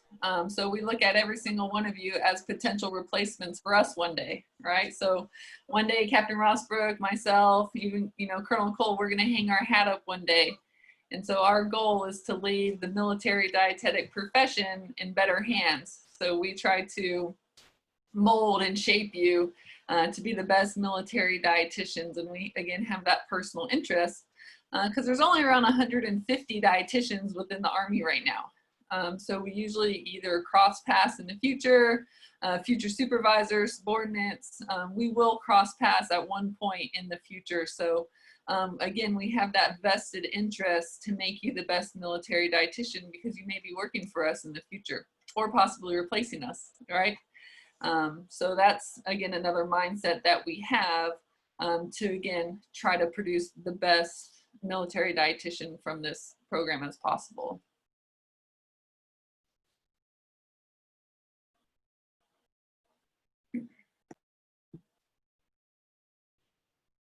Captain Rossbrook, do you have anything to add? We have about 7 more minutes left before we take a break. No, I mean, it's been great to have the students share their experiences and realize that everybody's experience will vary in the program. Everybody's experience will vary in the military. No two dietitians in the Army ever have the same career in terms of things that they do, challenges that they face, opportunities they get. So it's unlike, Major Stone's mentioned it already several times, it's unlike any dietetics profession you're ever going to see. The variability in what we do, the challenges that we can face on any given day, I wouldn't have it any other way. I would not survive very well doing long-term care 8 hours a day.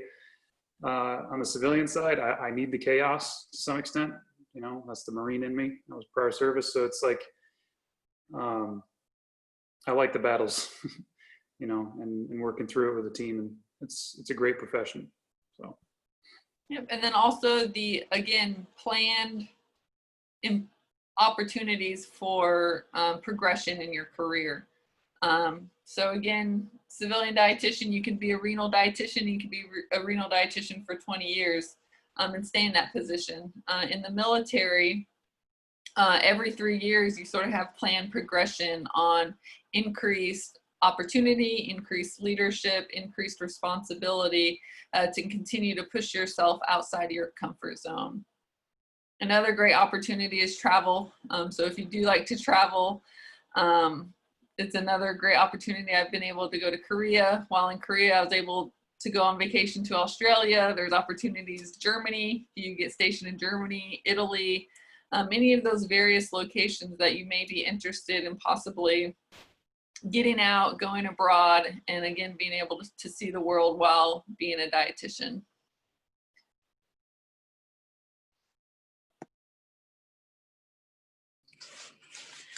I also kind of wanted to piggyback off of what they were saying and reassure you that the internship prepares you for all of that. At least phase 2, I feel like we've had so many different experiences that we've been able to, or I feel confident going into a leadership role and the fast-paced environment that is the military, because on any one day, like for today, for instance, I saw patients this morning. I'm working on my research this afternoon. I also have a PCR. And so just kind of going through those different experiences and switching your mindset constantly has definitely made you more resilient to, or made myself more resilient to all of those changes and ready to enter a leadership role.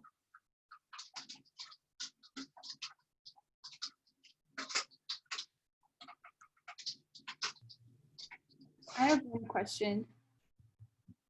If you do your internship and your research project on a specific field, for example, like if you're in the burn unit for it, when you're done with the program, excuse me, the GPN as a whole, do you work, when you're stationed, do you work in the hospital within that area, or do you differentiate into another area that might be like more specific or like a completely different unit? I think it was Lieutenant Juan that brought up either AIM. Does anyone want to go over the AIM process and how finding a job, quote unquote, works? Well, I'm sure Lieutenant, yeah, Lieutenant Juan, you want to go? Oh, yeah, sure, I'll review it. So AIM is the assignment, interactive assignment module, I believe is something of those acronyms. And you go in and it's kind of like rating the program for internships. So you would rank the positions that you want, and the sites that you're ranking would rank the soldiers that they want to fill those positions. And then there's a match process similar to getting into a dietetic internship is the way I like to kind of think about it. With these ranking system, the different sites that are available include some of the performance nutrition, holistic health and fitness positions. There's also positions within the outpatient setting, the inpatient nutrition setting. I know specifically one of our interns here, so her research actually is in body composition and how that affects exercise capabilities. And she is taking on the outpatient nutrition role at Fort Leonard Wood in Missouri once she graduates. So it just kind of depends on the needs of the Army and what your goals are when you're ranking those programs or those positions, to develop basically your career path forward. Okay, that makes sense. Thank you. You're welcome. And that's more recent to the military, to be able to see sort of all the job openings that you can quote unquote apply for or rank within this online module. And you can even reach out to the people who are currently in that position and sort of see, pros, cons, let's talk about it. Would this be a good fit for me? So you're able to, again, have more or feel like you have more say on where you're going next and where you want to take your career path. Thank you. And I have one more question for the students. So throughout this program, like you probably learned a lot. So what do you wish you knew going into the program, like in hindsight?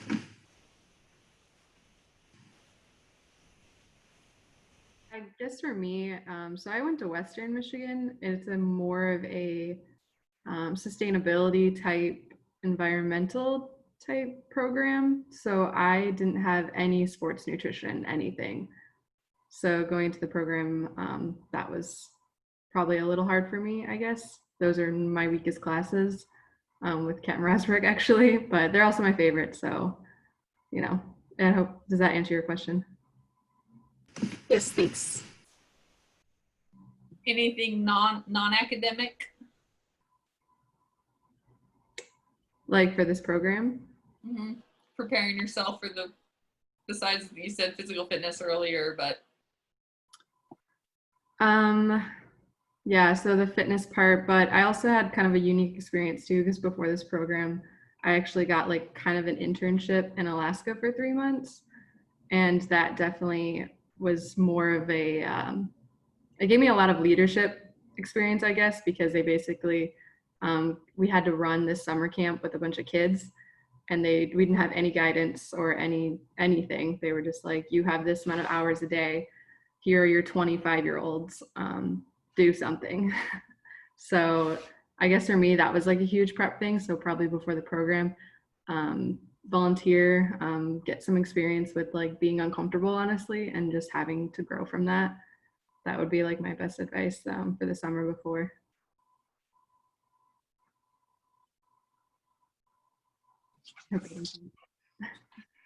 And to kind of piggyback off of Lieutenant Powers again, what she said about being uncomfortable, and like, I think that's probably one of the most important things. Seeking out new experiences, maybe in the summer before or during your time in college, definitely will help you to broaden your knowledge not only, but also make you more flexible and adaptable to the military environment. And I think that's where I probably struggled a lot as well coming in, just adapting in that manner in such a fast-paced way. But I feel like having figured that out and taking steps to kind of become more adaptable has helped as well.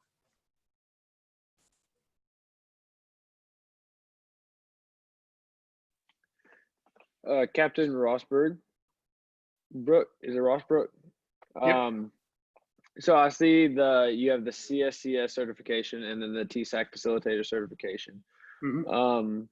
Through your military career, is there an abundance of opportunity in like the human performance field, or is it kind of shaky on job placement? Because I see that the emphasis of the program is military leadership research and then clinical excellence. And so I was kind of wondering if it's strictly clinical or if there is a large performance aspect to that. The program itself, probably, I'd say 10% of the program. Between the phase 1 and phase 2, you'll do sports nutrition and soldiering type tasks. As one thing we didn't really get into was where the Army's going in the future with using dietitians more intimately as part of human performance teams, similar to what you see with Division I athletics and professional sports teams. So having a physical therapist, strength and conditioning coach, dietitian. So the Army's moving that way. And I had experience with that back in 2017, which is what, pushed me in the direction of getting the CSCS TSAC. And this year in 2020, we have a starting our rollout. So some of Lieutenant Fasadi and Lieutenant Wan's classmates are going to be going to those type of positions, and they themselves might be in, maybe a year or two. So basically the concept is we integrate coaches, physical therapists, dietitians at the brigade level. So roughly 2,000 to 3,000 soldiers, instead of just being in a clinic. So you're actually out there doing stuff with soldiers on a day-to-day basis. They can come see you on a day or two notice, maybe just on the spot. They don't have to make appointments through centralized booking and wait 2 weeks to get to see you and all that stuff. So it's having that little bit more intimate relationship with the command too. And also you can do a lot more proactive stuff. So if we have people that are getting ready for a training center rotation in the middle of the desert, but we're in upstate New York, it's like, okay, so hot weather is going to be an issue. So let's talk hydration, heat adaptation, and, you know, maybe do some conditioning workouts with full gear on, and, you know, just kind of taking some of those physiological principles that we learn in our program and then using it to prepare soldiers for physical tasks. So I would say having the CSCS and TSAC and stuff helps to add gravity to what I'm recommending, because it's like I can look at what a coach is planning for them. I can look at the squat cycle. I can look at the training map in terms of volume and say, okay, I can estimate roughly 2,700 calories today and then probably 3,500 tomorrow, because it's so heavily variable with some soldiers. And, you know, we have 100 Major Stone, so we had 150 something dietitians. The Army's telling us to get to 250 in the next 5 or 7 years, which is to fill those new roles working with soldiers directly. So yeah, that's it's a big change from what we've always done. Yeah, so just to piggyback on that, the Army is trying to, again, try to get to that prevention or preventive nutrition role outside of the hospital. So pushing us down into the brigade level allows us to deal a little bit with prevention, but also a huge component, because they are soldier warrior athletes, is how we view our soldiers, to ensure that they are at optimal performance at all times. And so even going through that periodization of deployment, coming back, you know, sort of off season, on season, preseason, and being able to go through those different months, or month cycle or yearly cycle with them, is very highly associated with how we would do with collegiate athletes or professional athletes.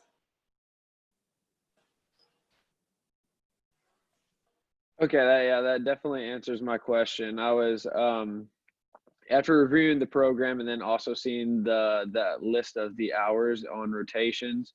Obviously, as a dietitian, most rotations consist of a lot of clinical hours, which is completely understandable. But I was just wondering, and you guys answered it perfectly, that post the graduate program, that if there would be a job opportunities that are going to be different than being stuck working for 4 years in a department where you are unhappy.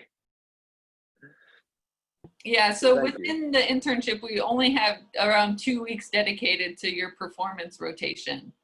But that doesn't mean that in an outpatient setting, or maybe even an inpatient setting, that possibly sports-related injuries or sports-related nutrition education is not provided during those rotations either. And then same thing, even with your food service, you could potentially put a performance spin, or at least, you know, a healthy nutrition spin on some of your food assignments.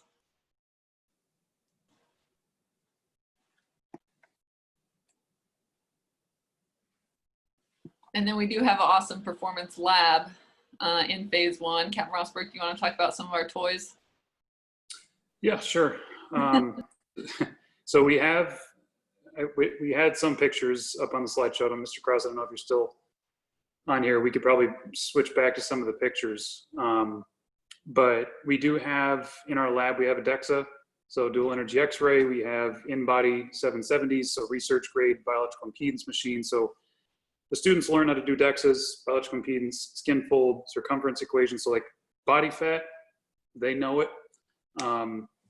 At that point, we also have a Cosmed indirect calorimetry system. So we're able to do VO2 max and indirect calorimetry like you would see with the inpatient setting. Yeah, so you can blow that up, and it's the picture on the bottom right.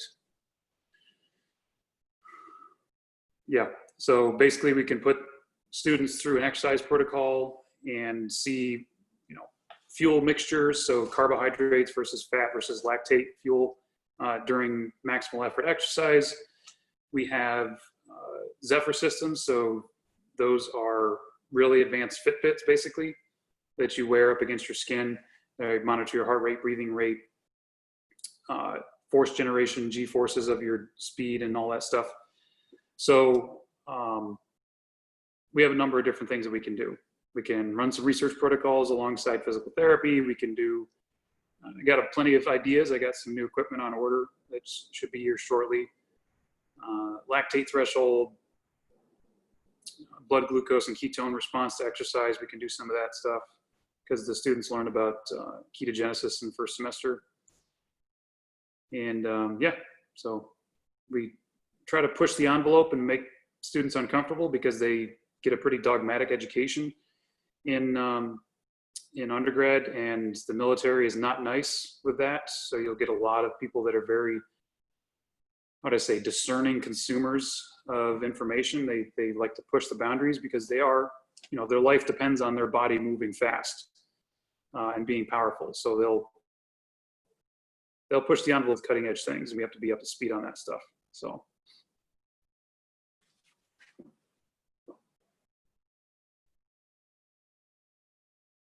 Okay, so we are a little bit past our break time. So if you all want to take 5 and come back at 12:16 on my watch, and then we'll just follow up with any additional questions and answers for the remaining time. Okay, so go ahead and take 5.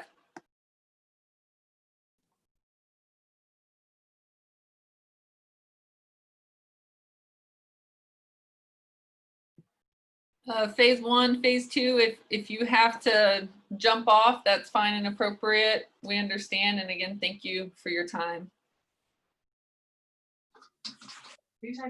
Yes. Yes, ma'am. Thank you so much. I'm going to hop off so I can go do some work. All right. Thank you again. Bye.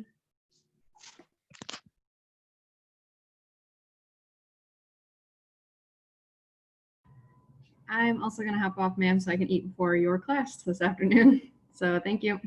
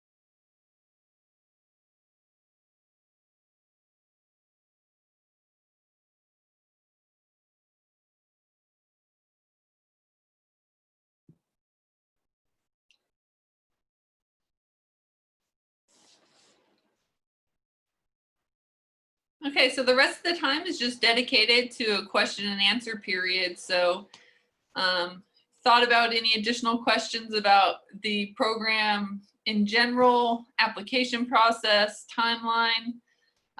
That's what we're here for. So definitely answer, or we will answer any of the questions that we can. I have a question about two questions. Do you ever have anybody go through the program that has kids? Yes. So currently right now we just have one who is 3 kids. She's dual military as well. Her husband is in Germany.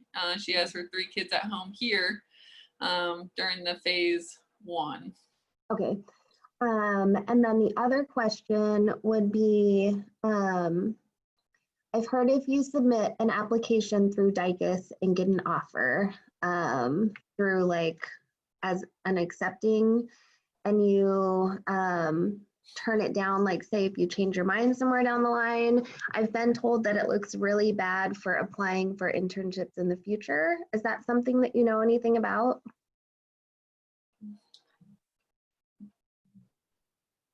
I'm not 100% because I'm not DICAS or Ascend faculty. Okay. But I know for us, it might, I don't think it looks bad because we can't see that what you did on your end. We just see that you didn't match with our program.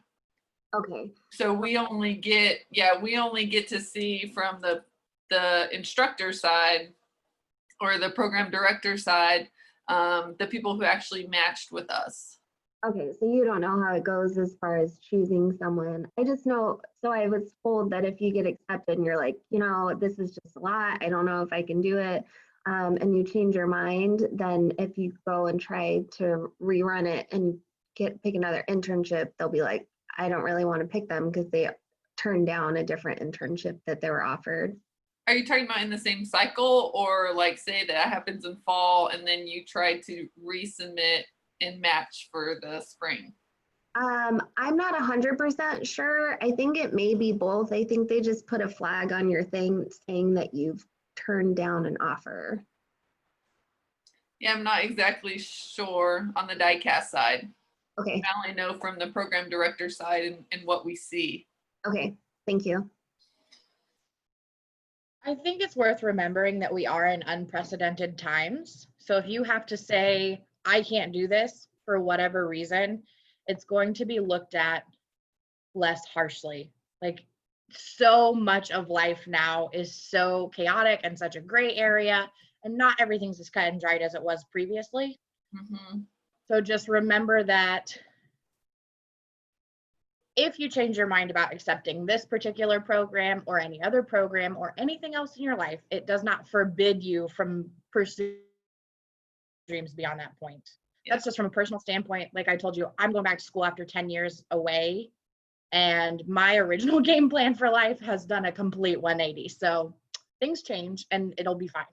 Yep, and the DICAS is a completely different system than the D&D matching process.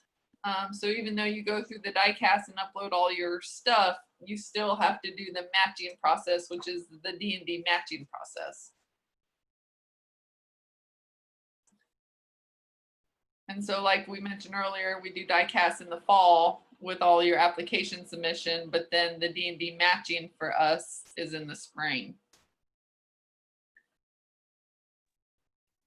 I know that this Q&A is specifically about the master's internship part of it, but you guys must work with direct commissioned dietitians as well. Correct. Do you feel, not to ask you to speak ill of anybody, of course, but do you feel that this program gives you a leg up over direct commissioned dietitians? So directed sessions, just for everybody's awareness, is that someone who already has an RD credential and just joins the military as a dietitian, that's their profession, and they, you know, continue to do good things.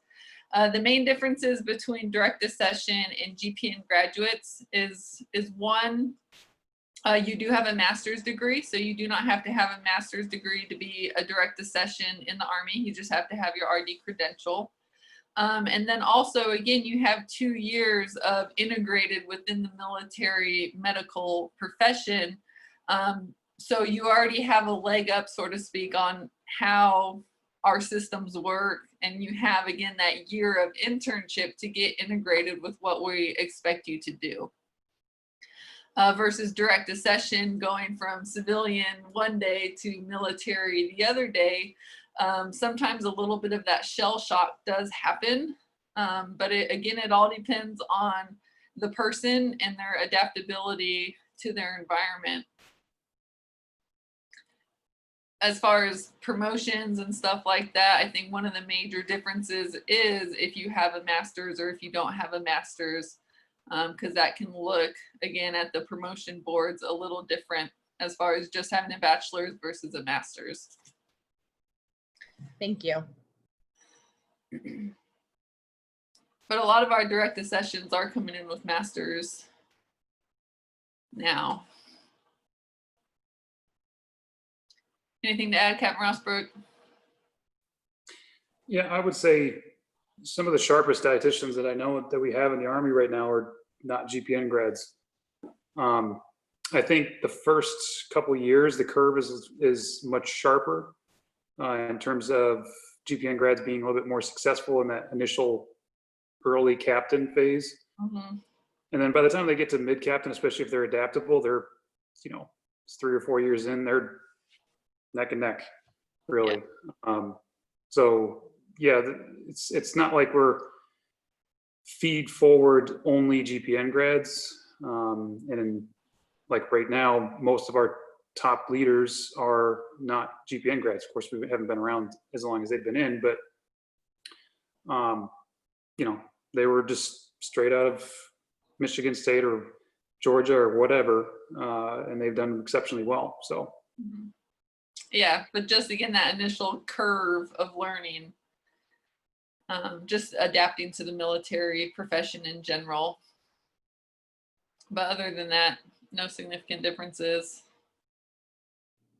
Thank you. I have a question about the application process. Mm-hmm. So for other programs, like for example, if I know for the University of Florida, for their dietetic program, you apply to the University of Florida's graduate school program for a master's before you do your DICAS, or in conjunction with doing your DICAS, so that they accept you to the graduate program and then you get matched later on. Do you have to apply to Baylor University's graduate school for this program specifically? No, so Baylor proper has their own master's and internship outside of the military. And then you have your U.S. military Baylor program. So you only have to apply to our program once. Okay, and that's just through the DICAS? Yeah, through the DICAS, and ultimately through your recruiter is Okay. who's going to submit your packet. Sure. By Okay. that 1 December deadline. Okay, thank you. Yeah, and that's the main difference, is that you're applying to be a military officer. So you have to go through that approval process and then also get approved with your academic component to be part of the program. Okay, great. Thank you so much. Mm-hmm. And so I heard that Brittany Powers, Lieutenant Powers, is that correct? Her GRE did not get submitted until like the December acceptance. Is that correct? Is there? I heard it's mid-October is for GRE, but also December 1st. Which day is? Yeah, you're good. Yeah, so the DICAS closure is mid-October. So around that, you want to say, 15 October timeframe. So if you're able to submit your GREs through DICAS, that would be awesome. If for whatever reason you missed that deadline, you can still provide it to your recruiter before 1 December. Okay, that was a question. I hadn't taken the GRE, and so I was wondering if I took it too late, if it's not going to be, if I needed to retake it or anything. Yeah, so that bringing up a great point. So for whatever reason, if you don't meet the minimum score, I'm not sure exactly how many weeks you have to wait before you can take it again, but possibly allowing at least that amount of time if needed to take it twice. So yeah, I recommended the October timeframe for one, the reason that you have the cool off period, but two, it's our initial screening, and we don't want you, see, this is why we're trying to move the date up a little bit, because people were submitting their packets with poor GRE scores, and then they go through all of the rigmarole of getting their physical done and their background check, and they get their packet gets to us, and we turn it down before we even get to selection board because their GREs are just way too low. So we're trying to save you some time and effort too. If it's like, we know up front that we're not going to have to, consider a waiver or anything based on your GRE score. So it's just kind of a safety mechanism for you, I guess, to some extent. Yeah. And with the minimum GPAs, obviously, if it's above 3.0, with the GRE, is there an specific score you guys like have to meet, or is there? I know you put it was on the slides, but I haven't seen it online. Maybe I've mistaken and missed it. Yeah, I don't want to misspeak. Do you know the numbers right off your top of your head, or Mr. Cross? 297 total, 3.5 writing score. Okay. That's the minimum. Minimum, and, yes. I'd say anything that's one, so that would be like, you got two, writing and your verbal, and if you can, or your verbal and your quantitative. And if you can have 151, 153 or higher in both, generally that's pretty competitive. And if we had a tiebreaker, that would be your writing score. If it's like you and 5 other students, like we're dead matched even, you guys all have the same 155 writing and quantitative score, but your writing score, your analytical writing is higher, then that might break a tie. So don't ignore the writing. It's good to practice that. Yeah, thank you.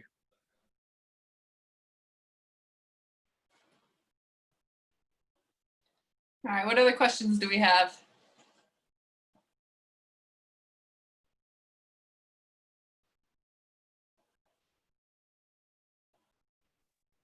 Do you know the percentage of graduates from this program that go on to be career versus just doing the 6 years or 8 years or whatever it is? Yeah, so it's funny that you mentioned that, just from my little year group, and year groups, a little above and a little below. So typically we graduate, again, anywhere, we'll just say around like 12 or 13 per year. When you get to the rank of major, which is after that obligation time is done, right? So you either at the 6-year mark can get out as a captain or continue on as a captain to major, which is the next rank. There's about 5 of us left. And that seems to be an average in most of the year groups. So 5 out of 12. Thank you. That's pretty high. I wasn't anticipating it being that high.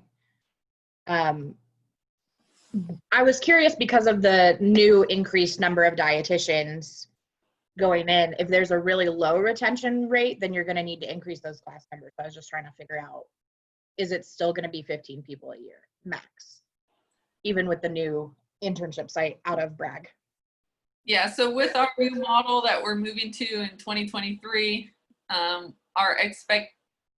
we're expecting numbers to boost up to 20 per year to again match the alignment with the higher numbers that are mandated by the Army because of this new performance mission, H2F mission that we have. So our recruiting numbers over the next 5 years are going to significantly increase. A big determination on whether you stay in the military or not right at that 6-year mark. One is obviously family reasons or personal reasons. Another issue is right at that sort of 6-year mark, low grade captain to high grade captain, is the difference in your career path. So I know a lot of people in my year group decided to get out because they love being a staff dietitian. They love that one-on-one patient interaction. versus as we move up, like I mentioned, every 3 or 4 years, you get increased responsibility and increased just overall leadership roles, which sort of pushes you out of the clinic a little bit more and more into a leadership or managerial role. And so depending on if that suits you or not can also be a deciding factor on if you decide to stay in the military or not. Is there a pretty standard time frame for like promotion as you go along? Yeah, so you get just with normal promotion time and rank is when you'll get seen. So you might have noticed that Lieutenant Powers, who's in phase 1, was a second lieutenant, and the internship, the 3 that were at their internship or phase 2 sites were all first lieutenants. So you still do rank up with time and grade, even though you are still in student status. Okay.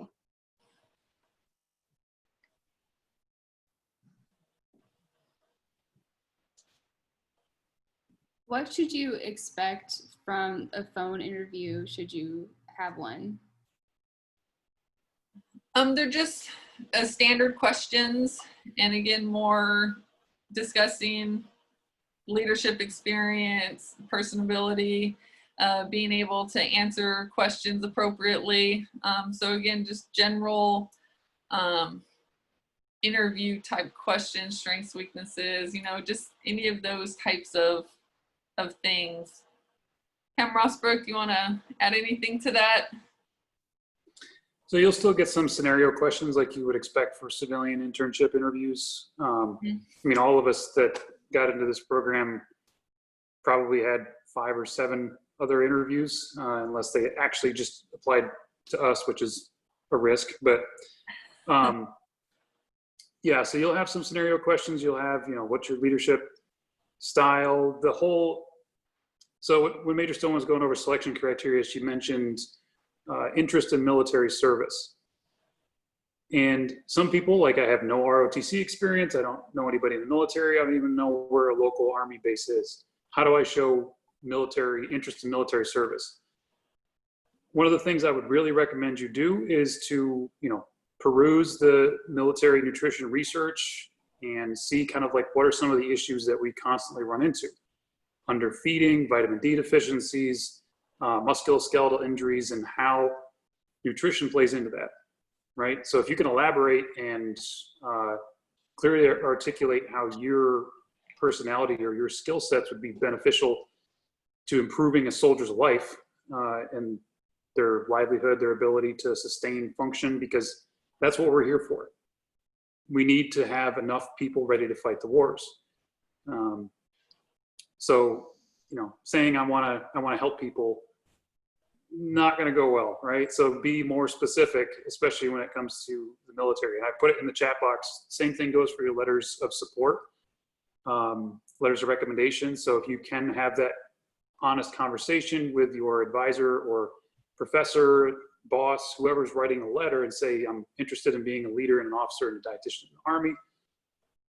Here's some things that I think you know, maybe we could highlight that makes it a little bit more specific and not just a generic, yeah, they're great, right?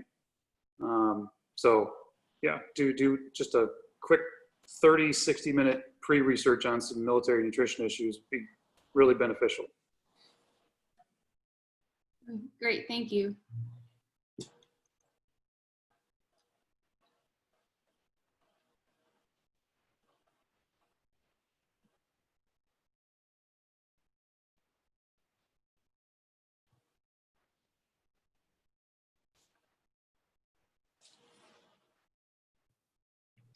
As far as working as a dietitian within the military,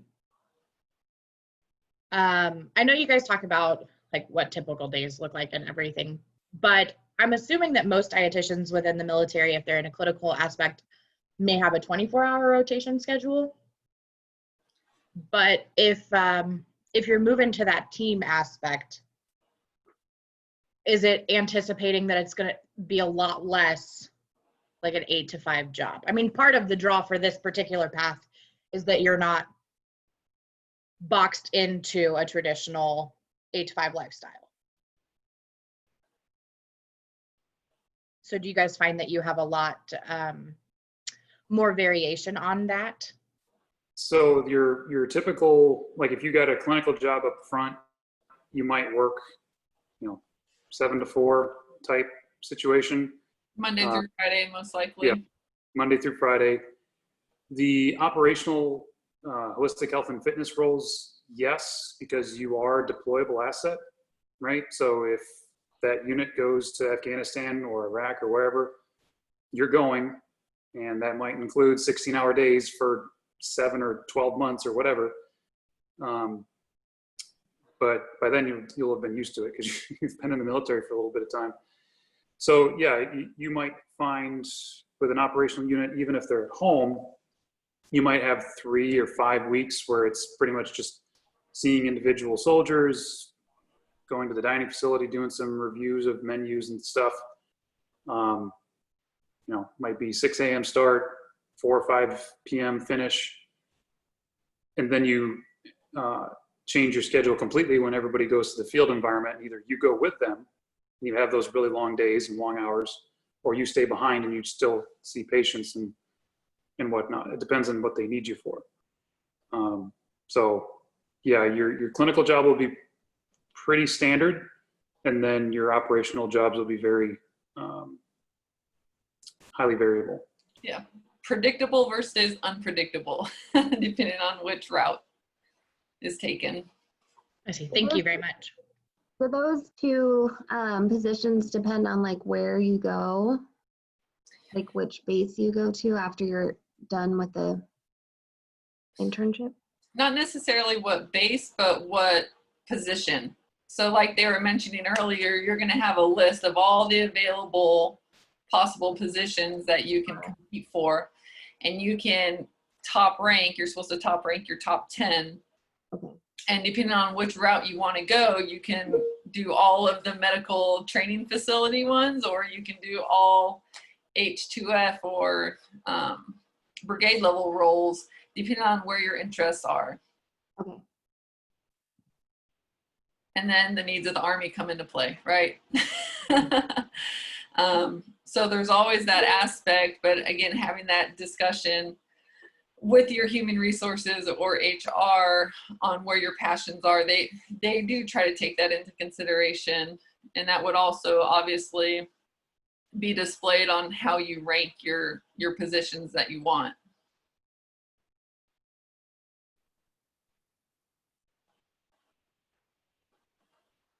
I know this is obviously like way far down the line, but I remember you talking about the PhD program. Mm-hmm. So is that something that would be through the military, or would you choose a program that you are interested in and then they just kind of allow you to go complete that program? So every single year, 1 to 2 dietitians get chosen to pursue long-term health education, and that can be a variety of things. So for example, PhD is one route, and every single year they give specific topics. So this year, I believe was it technically social work or something like that, or it's more of like public health related. Next year is going to be performance focused. So you have to get a PhD in that specific lane. Oh, okay. But it is your school of choice. Okay. So I know that one person that got selected, she's leaving next month to go to the University of Rhode Island for her public health related PhD, and she wants to focus on breastfeeding initiatives. Oh, nice. And again, it's just a competitive, you put your packet in front of a board and get accepted. And the military offers you 3 years at your school of choice as a civilian, basically get your PhD, and then you owe 6 years, correct me if I'm wrong, Captain Rosberg, after that to be a PhD once you come back from your school of choice.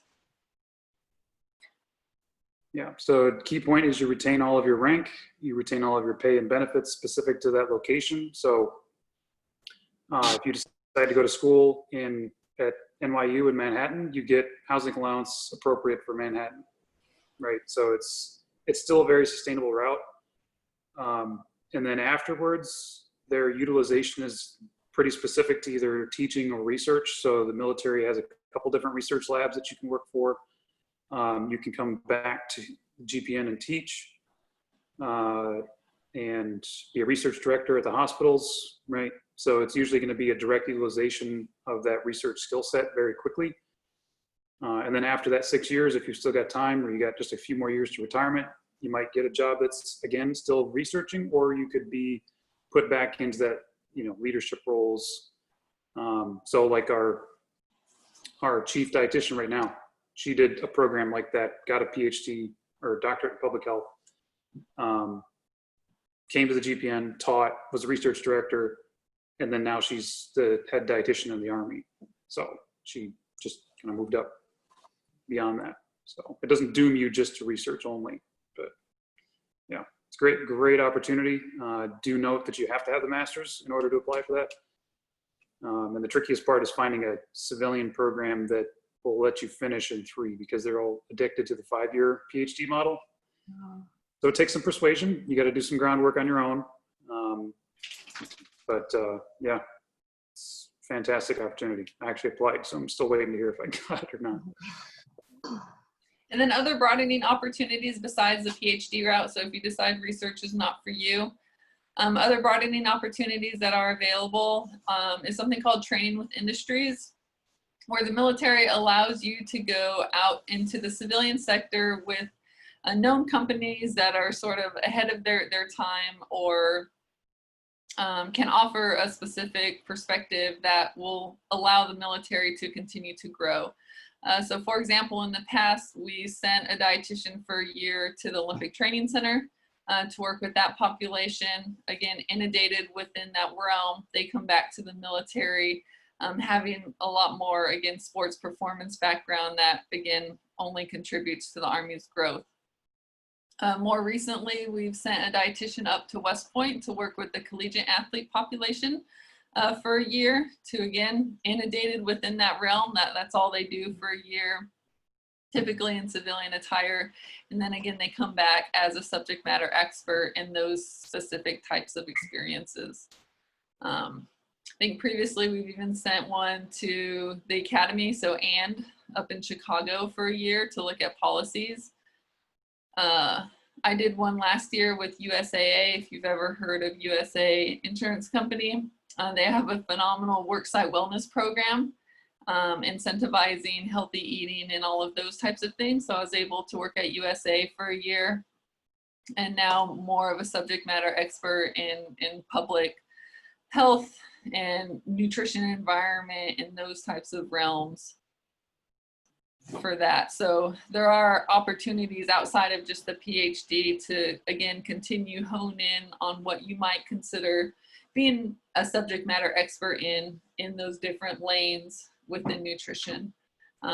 One person is going to the ISR, which is the burn unit, for a year to become a subject matter expert in burn nutrition therapy. So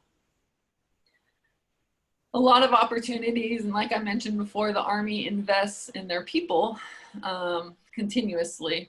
So we want to continue to improve and adapt every single year. So a lot of opportunities, and again, paid for by the Army. Yes, ma'am, I have a question. Yes. With these military dietitians, I know they're more subject matter experts on health and nutrition, but do they have the privilege of commanding these companies, battalions, these caches as well, later down the line in their career? So we have the opportunity, but it's not in our, it's considered a broadening opportunity, and it is highly competitive within our branch. So I know within, like I said, I graduated with 12, 2 of them took command. Thank you, ma'am. But I'm unsure with, once we get integrated within the brigades more often than not, if that's going to change.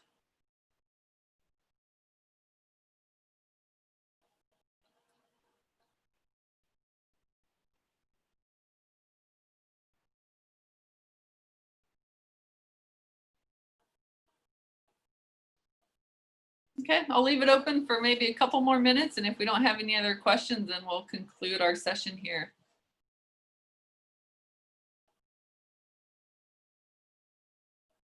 And be mindful, if you have a question tomorrow or the next day, you all have our email and we're pretty quick to respond.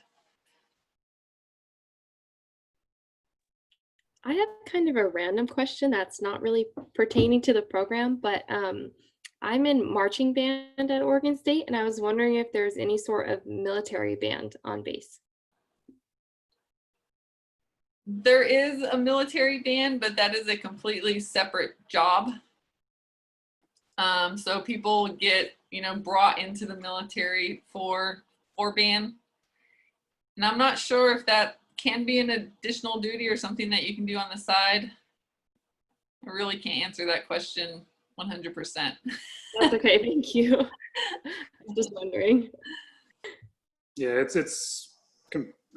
I think it is possible for people to get in after they're already doing something else, but so like one of our sergeants that we have in our program, he's a singer and he's trying out for the Army choir and stuff because apparently, they have attrition and they need to fill some spots and stuff. So it's like The Voice, he's going there and competing and it's all blinded and all this other stuff. I don't know how it works with instruments, but those are opportunities that soldiers can get to be part of the special assignments.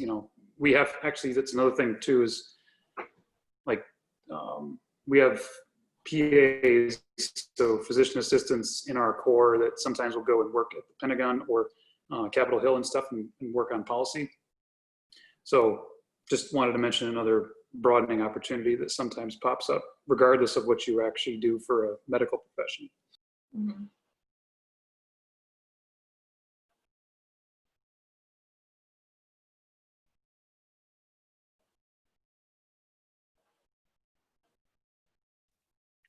Do you guys mind going into a little bit more detail about the joint field nutrition something course? Yes, yeah. Cam Rosberg, do you want to take that one? Sure. All right. Yeah, so he's asking about JFNOC, JFNOC. It's an in-between that we have. Actually, it's open to all the dietitians in the Army, but it's actually part of our true curriculum for our program. So at the end of phase 1, so once they've finished their 9 months of master's coursework, we take them out to the field. Not necessarily, like we're not the primary leaders, it's another section, but it's run by dietitians and nutrition care specialists who are our diet techs on the enlisted side. And basically what we do is spend 10 days doing simulated wartime patient feeding, wartime casualty evacuation. You hit some of these skill sets with the casualty evacuation and medical evacuation during basic officer leader course. But in JFNOC, it is an opportunity for you to really work your adaptability in a field environment. So it's like, okay, you've got 6 patients that have blast injuries. We can't evac them for 4 weeks. They have to be fed by tube feed and you have no formula. You've got milk, orange juice, oats, and about 15 other things stuck in the kitchen. Make tube feeding, right? So you're trying to prioritize your efforts based on finite resources, and it really gives the students an interesting experience in adaptability. Fasadi, you're still on here. You want to share your experience from doing that course? My class really liked JFNOC. It was a lot of fun. How Captain Rosberg already said, it's kind of integrating what you would do in a deployed setting, but you're in San Antonio. So it was really cool. We got to work at a cache. So like Captain Rosberg said, you have kind of like fake patients, and you have limited resources. So you need to figure out what you need to do for them, the best possible course of treatment for them. But there are also like soldiering things that we do as well. So we did a ruck. We got to simulate like casualties and like kind of like a war zone. So being able to evac people out, we were able to do that. So it gives a little bit more of the soldiering aspect as well, which is something we really, really liked because we don't get very much of that in phase 1 or phase 2 as we're students. So we're not really exposed to a lot of the true military kind of things that people would be doing in units during training and things like that. So that was awesome to do, but we also got to work with the mics. So that's like our enlisted counterparts. And that was very, very cool to do as well, because before phase 2, we had never met many of the mics. The NCOs for phase 1, those are 68 mics as well, but we actually got to work with them, and it was very cool to see their their point of view and what they do in day-to-day operations. And then also we learned a lot from them, like how to set up the containerized kitchens, which you guys will see in phase 1. So building up a containerized kitchen, so if you're deployed and you have one, how you set it up, how you build it, setting up like I can't think of what it's called now, but like the sanitation tents, things like that. We got to learn how to like build those things, and we would tear them down and put them up every day. Not the sanitation, but like the containerized kitchen. And it was like really fun. We enjoyed it a lot. It was a good mix of soldiering and kind of getting our feet wet in what a deployed environment could be like on a very junior level.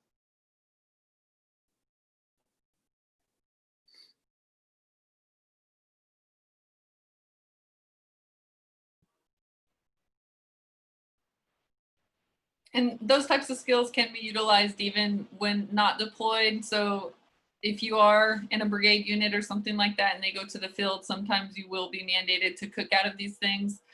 So it is more, again, creating that field environment and the limited resources, and then also utilizing the military eating system or the types of foods, rations, those types of things that the soldiers are mandated to eat in these specific environments.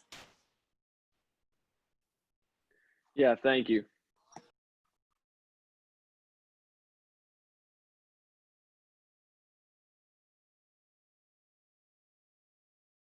But you will be sleeping out in a field environment on a cot in a tent. Going through, again, just traditional field training.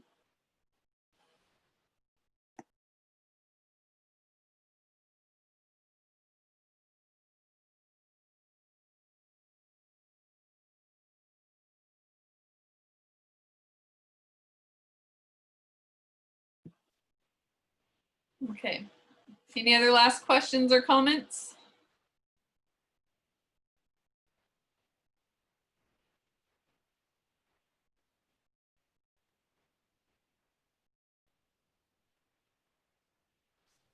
I just want to say thank you for doing this. You've answered a lot of questions that I've had that were not readily available online. And it's also to get it's nice to get that firsthand experience from the current students to give us a good idea. I know we didn't touch much on it about the transitioning to the program in 2023, I believe, January of that year.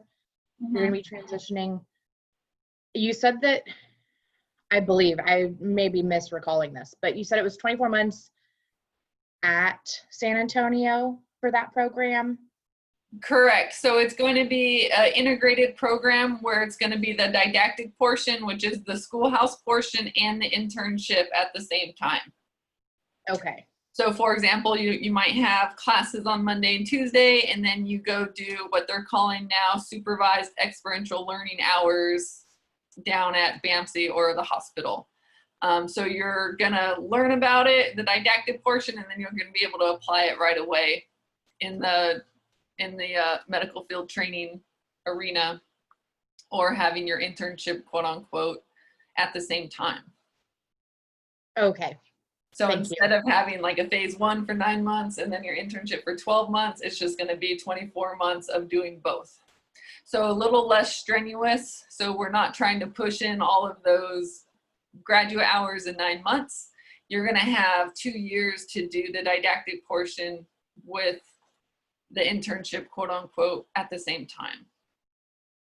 I see. Thank you.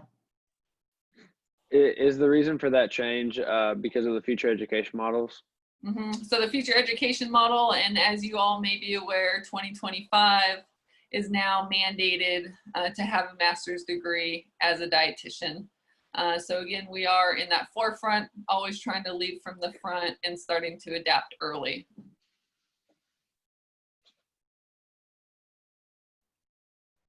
Yeah, and before everything ends, I just want to say thank you, because it's also always good to get in and get a feel for the program. It's different talking to people and seeing people in the leadership, and it definitely makes it a little bit easier to know what you're getting into. Yeah, but I feel like we are an open book. We are pretty candid. We'll tell you like it is. And I feel like that, I don't know if that's just a military attribute. But again, I went through the program in 2000. I started in 2009 and I've been around ever since. I was prior Air Force, like Captain Rosbrook was prior Marines. And so this program really, sort of persuaded us to choose the Army career for the dietitian profession. So I've loved it ever since. I've been in the military since 2002. So again, a great career, and I wouldn't have had it any other way.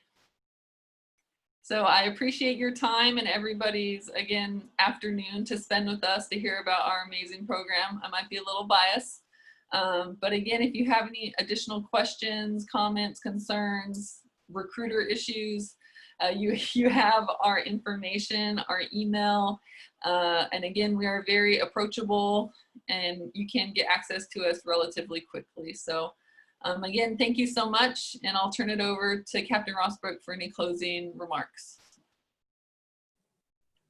Thank you, Major Stone.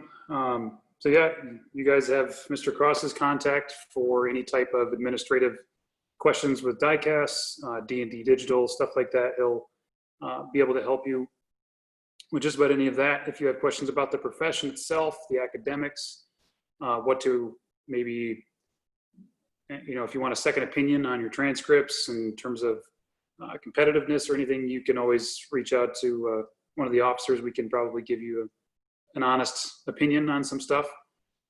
The website, again, we're going to try to keep things updated as stuff changes over the next several months, and especially next year, as far as timelines and things like that. So if something looks like it needs some clarification, just reach out to us and we'll get you on the right track. Okay. So thanks everybody. We got class here in a few minutes, so we're going to switch over, but it was nice meeting you all, and have a great weekend. Be safe. All right. Thank you. Thank you. Bye everyone.